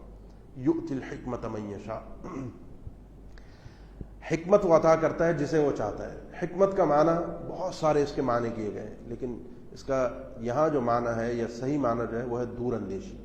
انسان اپنے کل کے فائدے کے لیے اپنے آج کے سکون کو یا آج کے فائدے کو قربان کر دے، آج کے تھوڑے فائدے کو کل کے زیادہ فائدے کے لیے قربان کر دے، آج کے تھوڑے فائدے کو کل کے بڑے نقصان سے بچنے کے لیے قربان کر دے۔ آج یہ جو تھوڑا بہت جو پیسہ ہے اس کو اپنے اوپر خرچ کر کے، عیاشی میں اڑا کر، فضول چیزوں میں خرچ کر کے برباد ہو جائے گا، لیکن عقل مند وہ ہے جو اس پیسے کو دے کر کل کے لیے سیو کر لے گا، کل قیامت کے دن یہ پیسہ مجھے کام آئے گا، کل کو یہ میرا آج کا دیا ہوا کسی بڑی آفت سے بچائے گا۔ دعوا مرضاکم بالصدقہ، اپنے مریضوں کا علاج صدقے سے کرو۔ آج میں دوں گا، کل یہ میرے لیے کام ضرور آئے گا۔ عقل مند وہ ہے جو دور اندیش ہے، آگے کا مستقبل کا سوچتا ہے۔ یؤتی الحکمت من یشاء، اور جس کو وہ چاہتا ہے یہ سمجھنے کی صلاحیت وہ خود اللہ عطا کرتا ہے کہ وہ دیکھ لیتا ہے کہ میں یہاں پر کیا کروں، اللہ کی راہ میں دوں یا اپنے اوپر عیاشی میں اپنی خرچ کر دوں۔ ومن یؤت الحکمہ، اور جس شخص کو یہ حکمت عطا کر دی گئی، فقد اوتیا خیرا کثیرا، وہ خیر کثیر اس کو مل گیا۔ یعنی دیکھیں اللہ تعالیٰ نے کتنے خوبصورت اللہ کا کلام کا نظم ہے کہ پوری دنیا کو پیچھے اللہ تعالیٰ نے پڑھا، آگے بھی آپ پڑھیں گے، قل متاع الدنیا قلیل، یہ پوری دنیا قلیل ہے، پوری دنیا کا فائدہ بہت تھوڑا ہے، اس دنیا کی حیثیت بہت تھوڑی ہے، لیکن یہاں پر فرمایا کہ جس کو یہ حکمت مل گئی وہ خیر کثیر عطا کر دیا گیا کہ اس دنیا سے اس نے آخرت کو خرید لیا، اس دنیا سے آخرت کو جیت لیا، اپنی اس دنیا کے چند ٹکوں کو خرچ کر کے آخرت کی جو جنت اس نے حاصل کی ہے جس کی کوئی قیمت نہیں ہے، تو یہ عقل مند ٹھہرا ہے نہیں ٹھہرا۔ وما یذکر الا اولو الالباب، لیکن نصیحت یا سمجھ حاصل کرنے والے عقل مند لوگ ہیں۔ اب آگے بات کو سمجھیں کہ خرچ کرنے کا کس مال سے خرچ کرنا تھا وہ ادب بیان ہو گیا، خرچ کرتے وقت جو شیطان آپ کے دل میں وسوسے ڈالے گا اس کا بیان ہو گیا۔ اب آگے سب سے اہم ترین بات یہ ہے کہ وما انفقتم من نفقۃ او نذرتم من نذر فإن اللہ یعلم۔ بات ایک قابل غور یہ ہے، پہلے کی وہ بات کی وہ ساری چیزیں کہ جو کچھ تم خرچ کرتے ہو، وما انفقتم من نفقہ، کچھ بھی تم خرچ کرتے ہو، او نذرتم من نذر، یا تم کوئی نظر مانتے ہو۔ نظر کہتے ہیں انسان یہ نیت کرے، یہ منت مانے کہ اگر میرا یہ کام ہو گیا تو میں یہ کروں گا، میرا فلاں مسئلہ حل ہو گیا تو میں یہ اتنے دن کے روزے رکھوں گا، یہ مسئلہ حل ہو گیا اتنے مسکینوں کو کھانا کھلاؤں گا، اتنے پیسے اللہ کی راہ میں صدقہ دوں گا، اتنے دن روزے رکھوں گا۔ اس کو اچھا نہیں جانا گیا شریعت میں، کیونکہ بخیلوں کی نشانی نبی صلی اللہ علیہ وسلم نے اسے قرار دیا، انما یستخرج به من البخیل، کہ ایک کنجوس آدمی ہوتا ہے وہ اس قسم کی شرطیں لگا کر اللہ سے باتیں کرتا ہے، یہ ہو گیا تو یہ کروں گا، نہیں ہو تب بھی کر لے بھائی، روزے رکھ لے، ویسے ہی عبادت کا کام ہے، ثواب تو ملنا ہی ملنا ہے، لیکن اگر کوئی نظر مان لے تو یہ اب عبادت ہو گئی، اور اس کو پورا کرنا اگر نیکی کی ہے تو ضروری ہے، اور اگر گناہ کے کام کی نظر مانی، مثال یہ کام ہو گیا تو میں یورپ کا ایک ٹرپ کر کے آؤں گا اور وہاں جا کے عیاشی کروں گا، اس کو پورا بالکل نہیں کرے گا اور اس میں قسم کا کفارہ دے گا۔ جو گناہوں کی نظریں ہیں وہ کسی بھی صورت قابل قبول نہیں ہے۔ تو جو کچھ بھی تم نظر مانتے ہو، جو کچھ بھی تم بارگاہ الہی میں خرچ کرتے ہو، ایک بات یاد رکھنا، فإن اللہ یعلم، اللہ تعالیٰ اسے اس کی حقیقت سے جانتا ہے، اور جب اللہ تعالیٰ جانتا ہے تو مومن کس اعتبار سے اس نے خرچ کیا، من ادا کیا نہیں کیا، کس مال سے خرچ کیا، اللہ اسے جانتا ہے، لہذا سوچ سمجھ کر خرچ کرنا۔ وما للظالمین من انصار، ظالموں کا کوئی مددگار نہیں ہوگا، کسی بھی اعتبار سے تم نے اگر ظلم کیا تو وہاں پھنس جاؤ گے تم، اس لیے اپنی اس نیکی کی حفاظت کرو۔ اب خرچ کس انداز میں، کس سلیقے، کس ادب کے ساتھ خرچ کرنا ہے، یعنی ادب کیا ہوگا، وہ شروع میں جو بات تھی وہ خرچ کرنے کے بعد کی تھی، کس مال سے خرچ کرنا ہے وہ ادب سکھا دیا، خرچ کرتے وقت جو شیطانی خیالات آئیں گے ان کا ذکر ہو گیا، خرچ کرنے کا انداز کیا ہوگا اب وہ سکھایا جا رہا ہے۔ فرمایا ان تبدوا الصدقات فنعما ہی، اگر تم اپنے صدقوں کو ظاہر کر کے خرچ کرتے ہو، ان تبدوا، اگر تم ظاہر کرتے ہو اپنے صدقات کو، کسی کو دے رہے ہو اور دنیا کو نظر آ رہا ہے، فنعما ہی، تو یہ اچھی چیز ہے، کوئی مسئلہ نہیں ہے۔ اگر فإن اللہ یعلم ہے کہ تمہیں پتہ ہے تم اللہ کے لیے کر رہے ہو، اللہ جانتا ہے۔ اگر ریاکاری ہے، وہ چاہے چھپ کر ہی کیوں نہ ہو، پھر بھی وہ عمل برباد ہے۔ تو اگر تم دکھا کر دیتے ہو لیکن ہے اللہ کے لیے تو اچھی بات ہے، دکھا کر دو، اس کے بھی فائدے ہیں۔ وَإِن تُخْفُوهَا، اور اگر تم اس صدقے کو چھپاتے ہو، وَتُؤْتُوهَا الْفُقَرَاءَ، اور فقیر تک اسے پہنچاتے ہو، اس کا معنی ہے کہ فقیر تک، مستحق تک یہ چیز پہنچانا صدقہ کرنے والے کی میری اپنی ذمہ داری ہے۔ میرے دروازے پر وہ مانگنے آئے، میں اسے 10 چکر لگواؤں، بار بار بلاتا رہوں، یہ صدقے کے آداب کے منافی ہے۔ صدقے کا ادب یہ ہے کہ مستحق تک ڈھونڈو، اس تک پہنچو، وہ اگر تم تک پہنچ گیا اب اس کا خیال کرو، اس کو عزت دو، بار بار چکر نہ لگواؤ، جب دینا ہو تو جا کر دے۔ وَتُؤْتُوهَا الْفُقَرَاءَ، تم اسے فقیر کو دیتے ہو چھپا کر، فَهُوَ خَيْرٌ لَكُمْ، تو یہ تمہارے لیے بہتری ہے۔ یہ بھی عقل مندی کی نشانی ہے، کیوں چھپا کر دیا، اس میں تمہاری نیکی محفوظ ہوگی، تم سیو ہو گئے، اور انسان وہ جو اپنے فائدے کو دوسرے کے فائدے کی بنسبت مقدم کرتا ہے۔ ہاں دکھا کر دینے میں الگ فائدے ہیں صدقے کے، بسا اوقات ایسا ہوتا ہے ایک آدمی مستحق نہیں ہوتا، جیسا کہ ابھی آگے آئے گا اگلی آیات میں، وہ بظاہر مستحق نظر نہیں آتا، لیکن آپ نے صدقہ کیا اس انداز میں کیا کہ اسے تو پتہ نہیں چلا کہ آپ نے دکھا دیا، لیکن لوگوں نے دیکھ لیا کہ اس آدمی کو صدقہ دیا گیا ہے، اب لوگوں کو پتہ چل گیا مستحق ہے، یا اس کو یہاں پر صدقے کی ضرورت ہے اس وقت، اور سب نے اس کے ساتھ پھر اپنے اپنے اعتبار سے صدقہ کیا۔ جس طرح کی حدیث میں آتا ہے کہ اللہ کے انسان کے سامنے کچھ لوگ آ کر بیٹھے، دور سے آئے تھے، عجیب کپڑے پھٹے ہوئے تھے، عجیب حالت تھی. آپ ویسے تو گفتگو اچھے انداز میں کر رہے تھے، ان کو دیکھ کر آپ کے چہرے کا رنگ اڑ گیا، آپ کے انداز گفتگو تبدیل ہو گیا، آپ بالکل کھوئے کھوئے سے ہو گئے. اس محفل میں سے ایک شخص خاموشی سے اٹھا، گھر گیا اور چند کھجوریں لا کر نبی صلی اللہ علیہ وسلم کے سامنے رکھ دیں کہ ان کے لیے صدقہ ہے. اس نے یہ کام کیا ظاہری طور پر کھلم کھلا. لوگ اب اٹھے، لوگوں کو پتہ چل گیا کہ جی ان کو صدقہ دینا چاہیے. ایک بھولے ہوئے تھے، خیال میں نہیں تھا، ذہن میں نہیں تھا. پے در پے صدقات لاتے گئے، حتیٰ کہ حدیث کے الفاظ ہیں نبی صلی اللہ علیہ وسلم کے سامنے 2 ڈھیر اٹھ کے کھڑے ہو گئے، ایک کھجوروں کا ایک کپڑوں کا. آپ سب اتنا کھلکھلا کر مسکرائے، اتنا خوش ہوئے، اور پھر فرمایا کہ جو شخص اس انداز کی نیکی کرتا ہے، اسلام میں اس طریقے سے ایک سنت کو زندہ کرتا ہے، اس کو اپنا اجر بھی ملتا ہے اور بعد والوں کی نیکیوں کا اجر بھی ملتا ہے، ان کی نیکیوں سے کوئی کمی بھی نہیں کی جاتی. تو ظاہر کرنے کے اگر فائدے ہوں تو ظاہر کیجئے، لیکن بہتر اور اصل صدقے میں چھپا کر دینا ہے. اس میں انسان کے اپنے لیے بھی بہتری ہے، اور جس کو صدقہ دیا جا رہا ہے اس کی عزت نفس بھی محفوظ رہ جاتی ہے. لیکن پھر بھی اگر ظاہر کرنے میں زیادہ فائدہ نظر آ رہا ہو صدقہ کرنے میں، تو ظاہر کر کے انسان دے، اس شرط پر کہ اپنی نیت کی حفاظت اچھی طریقے سے کر سکے گا. تو وَيُكَفِّرُ عَنكُم مِّن سَيِّئَاتِكُم، وہ اللہ وہ ہے جو تمہارے گناہوں کو مٹا دیتا ہے، ختم کر دیتا ہے، نام اعمال سے مٹا دیے جاتے ہیں. اور یہ صدقے کے فضائل یا برکات میں سے ایک سمجھ لیں کہ اس کے ذریعے سے انسان کے گناہ مٹ جاتے ہیں. واللہ بما تعملون خبیر، اللہ وہ ہے جو کچھ تم عمل کر رہے ہو اس سے بخوبی واقف ہے، خبر رکھتا ہے. صدقہ دینا کن کو ہے؟ یہ عام صدقات کی بات ہے، فرضی زکوٰۃ کی بات نہیں ہے. صدقے کے مستحق کون ہے اس کا ذکر اگلی آیت کی تمہید ہے. اگلی آیت تمہید ہے اس کی، اور اس سے اگلی آیت میں صراحت ہے.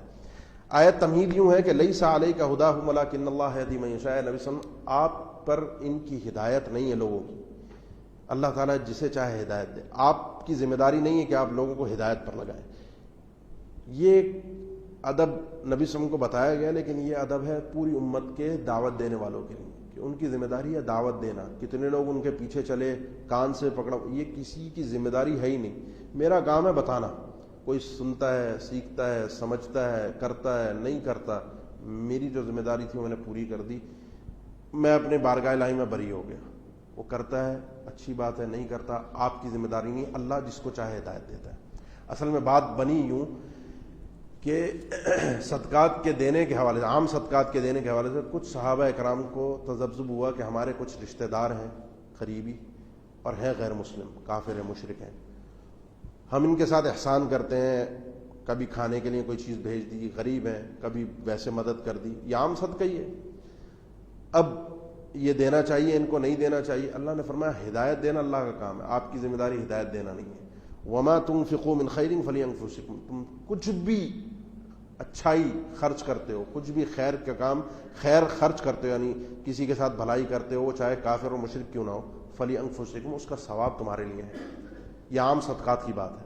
اور اس صورت میں ہے کہ جس صورت میں انسان خرچ کر رہا ہے اور اس سے اسلام کو نقصان نہیں ہو رہا ہے. ایسا نہ ہو کوئی ہے اسلام کا دشمن، اسلام کے لیے سازشیں کرتا ہے اور میں اس کے ساتھ ایک اس کو دیتا جا رہا ہوں تاکہ اور وہ مزید اسلام کی سازش، اسلام کے خلاف بڑھتا رہے. نہیں، آپ کا رشتہ دار ہے، کافر ہے بھی ہے، مشرک بھی، آپ اس کے ساتھ احسان کریں. اس کے ڈبل فائدے، رشتہ داری بھی پوری ہوگی اور اس شخص کا دل اسلام کے لیے نرم ہوگا. اور فلانفسکم تو ہے ہی ہے، اس کا اجر و ثواب تمہارے لیے ہے. وما تنفقون الا ابتغاء وجه اللہ، اور تم جو کچھ نہیں تم خرچ کرتے مگر رضا الہی کے لیے، یعنی خرچ صرف رضا الہی کے لیے ہوگا. وما تنفقوا من خیر یوفى الیکم وانتم لا تظلمون، اور جو کچھ بھی تم خیر خرچ کرو گے، کچھ بھلائی اللہ کی راہ میں صدقات اور خیرات دو گے، یوفى الیکم، اس کا پورا پورا اجر تمہاری طرف لوٹایا جائے گا. لیکن اس شرط کے ساتھ الا ابتغاء وجه اللہ، اللہ کی رضا کے لیے. وانتم لا تظلمون، اور تم پر ظلم نہیں کیا جائے گا. صدقات دینے کن کو ہیں؟ عام صدقات للفقراء الذین احصروا فی سبیل اللہ، ان غریبوں کو، ان فقیروں کو، ان محتاجوں کو جو محصور کر دیے گئے ہیں، روک دیے گئے ہیں فی سبیل اللہ کی راہ میں. یعنی جو مہاجرین مکہ سے جو اس وقت موجود تھے، مکہ سے آئے مدینہ میں، کچھ کھانے کو نہیں، کچھ پینے کو نہیں، گھر نہیں، کچھ نہیں، اللہ کے انسان کے پاس آ کے ٹھہر گئے، علم سیکھنا شروع ہو گئے، آپ کے پاس اٹھنا بیٹھنا. 400 کے قریب لوگ تھے اصحاب صفہ، وقتاً فوقتاً جو آ کے جاتے رہے، ادھر ادھر ہوتے رہے. ٹوٹل ان کی تعداد نبی صلی اللہ علیہ وسلم کے دور میں 400 بنتی ہے. اب وہ مسجد میں بیٹھے ہوئے ہیں، علم سیکھ رہے ہیں، پڑھ رہے ہیں، نہیں نکل رہے کمانے کے لیے، جس کی آگے خود اللہ نے وضاحت کی کہ لا یستطیعون ضربا فی الارض، وہ زمین میں چلنے کی استطاعت نہیں رکھتے. ضرباً چلنے کی استطاعت، یعنی کاروبار کرنا آتا نہیں ہے، یا علم کے سیکھنے کے لیے بیٹھ گئے، یا جہاد کے لیے نکل گئے، انہوں نے اپنا وقت اللہ کی راہ میں دے دیا ہے. اب ظاہر سی بات ہے، کھانا پینا ہے، گھر بار ہے، کون پورا کرے گا؟ وہ صدقات ان کو دو. یحسبہم الجاہل، اب ان کی صفت کیا ہے؟ یحسبہم الجاہل، نادان بے وقوف آدمی جو ہوتا ہے وہ سمجھتا ہے ان کو اغنیاء، کہ یہ امیر لوگ ہیں جن کو صدقات دینے، ان غریبوں کو عام آدمی جاہل بے وقوف قسم کا سمجھتا ہے یہ تو امیر آدمی ہے، اس کو تو صدقے کی ضرورت نہیں. کیوں؟ من التعفف، کیونکہ سوال سے بچتا ہے، مانگتا نہیں ہے، کسی کے آگے ہاتھ نہیں پھیلاتا، وہ سمجھتا ہے کہ شاید اس کے پاس ہے، اس کو تو ضرورت نہیں ہے. ہم نے تو صدقات کے ایک مدیہ مقرر کر رکھی ہوئی ہے کہ جو آگے اپنی ضرورت بیان کرے گا ہم اسے دیں گے. لیکن دنیا میں معاشرے میں بہت سفید پوش ایسے ہیں جو اپنی عزت نفس کی خاطر ہاتھ نہیں پھیلاتے. اور میں یہ عام صدقات ان کو تلاش کر کے دو. تعرفہم بسیماہم، آپ انہیں ان کی شکلوں سے پہچان لیں گے. سمجھدار آدمی آپ پہچان لیں گے، بے وقوف آدمی نہیں پہچان سکتا. ان کی ایک نشانی کیا ہے؟ لا یسألون الناس الحافا، یہ لوگوں سے سوال نہیں کرتے. الحافہ اس کے دو معنی ہیں الحاف کے، چمٹ کر، یعنی کبھی کوئی ضرورت بہت مشکل تنگی میں آ جائے تو اپنی ضرورت دبے الفاظ میں ذکر کر دی، بار بار پیچھے لکھ کر چمٹ کر. یہ پیشہ ور مانگنے والے نہیں ہیں، ان کو پہچانو، ان کو دو. اور الحاف کا دوسرا معنی ہے جو تعفف تھا پیچھے کہ سوال سے بچنے کے لیے سوال کرتے ہی نہیں ہے، کہ لوگوں سے سوال الحافہ کرتے ہی نہیں ہیں، سرے سے سوال کرتے ہی نہیں ہیں، بالکل مانگتے ہی نہیں ہیں، لیکن ہے مستحق. وہ ان کا استحقاق جو سمجھدار آدمی ہے، نبی صلی اللہ علیہ وسلم نے فرمایا تعرفہم، آپ انہیں پہچان لیں گے ان کے چہروں سے. تو سمجھدار عقل مند آدمی انہیں پہچان لے گا. تو ایسے لوگوں کو یہ صدقات دو جو صدقات کے مستحق ہیں. وما تنفقوا من خیر، لیکن ایک بات یاد رکھو، جو کچھ بھی خیر اللہ کی راہ میں خرچ کرو گے فإن اللہ بہ علیم، اللہ اسے خوب جاننے والا ہے. اب اس صدقات کی آیات کا اختتام، یہ اگلی آیت اس کا اختتام ہے اور بڑے احسن انداز میں ہے کہ الذین ينفقون اموالهم، وہ لوگ جو اپنا مال خرچ کرتے ہیں باللیل والنہار، رات ہو یا دن ہو ان کو پرواہ نہیں ہے. اللہ کی راہ میں دینا ہے، رات ہے دن ہے، وہ جا کر مستحق کو پہنچا کر. اور رات کو مقدم کیا ہے کہ چھپ کر صدقہ ہو، رات کی عبادت زیادہ افضل ہوتی ہے ان صورتوں میں. سرا وعلانیہ، چھپ کر یا کھلے عام. فلہم اجرہم عند ربہم، ان کے لیے ان کے رب کے ہاں اجر ہے. ولا خوف علیہم ولا ہم یحزنون، ان کو کوئی خوف نہیں ہوگا، کوئی غمزدہ نہیں ہوں گے. یہ کیوں خوف اور غمزدہ نہیں ہوں گے؟ کیونکہ انہوں نے لوگوں کے خوف اور غم کو سمجھ کر ان کی داد رسی کی ہے. تو کل قیامت کے دن اللہ بھی ان کے ساتھ یہی سلوک کرے گا. یہاں صدقات کی بات پوری ہو چکی ہے. اگلی آیات سے سود کی حرمت کا ذکر ہے کہ ضرورت ہو تو لوگوں کو صدقہ دو، ان کی ضرورت کا ناجائز فائدہ اٹھا کر سود پر قرضے دے کر ان کی ضروریات سے کھیلنے کی ضرورت نہیں ہے. وہ ادب ہے. پھر اس کے بعد قرضوں کے حوالے سے آداب سکھائے گئے ہیں کہ اگر قرضہ دینا ہو، کسی کی ضرورت میں کسی کا ساتھ دینا ہو تو قرضہ بھی دے سکتے ہو کہ اپنا پیسہ محفوظ ہے اور آپ کا پیسہ آپ کو پوری طرح سے بعد میں واپس مل جائے. اس کا بھی ایک اپنا اجر ہے، لیکن صدقے کا اس سے کئی گنا زیادہ اجر ہے، جس کے آداب ان آیات میں اللہ تعالیٰ نے آپ کو بتائے ہیں. اللہ تعالیٰ ہمیں سمجھنے کی اور عمل کرنے کی توفیق دے. جزاکم اللہ خیرا. السلام علیکم ورحمۃ اللہ وبرکاتہ.